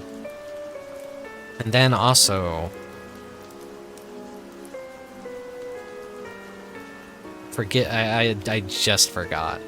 a lot of the later dungeons started doing stuff with like folklore and yokai from various other cultures and demons, and Ragnarok Online is just a very fascinating old MMO. If you can ever check it out, I would like to do streams of it at some point, but Gravity is kind of like a little bit hard-ass on private servers, and you know, they have shut down entire private servers just because people streamed and got the name out there. So there's kind of like a rule of like, don't snitch, don't stream it, don't talk about, don't say the server name or anything. So it's kind of a weird thing you have to kind of do if you want to play Ragnarok Online on stream, is avoid mentioning the name.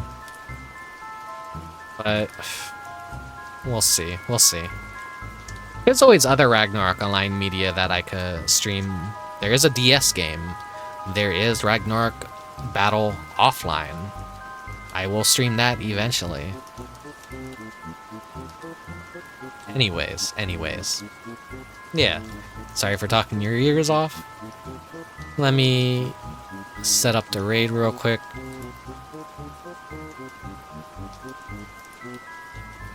Alright, so thank you for watching. Thank you for lurking.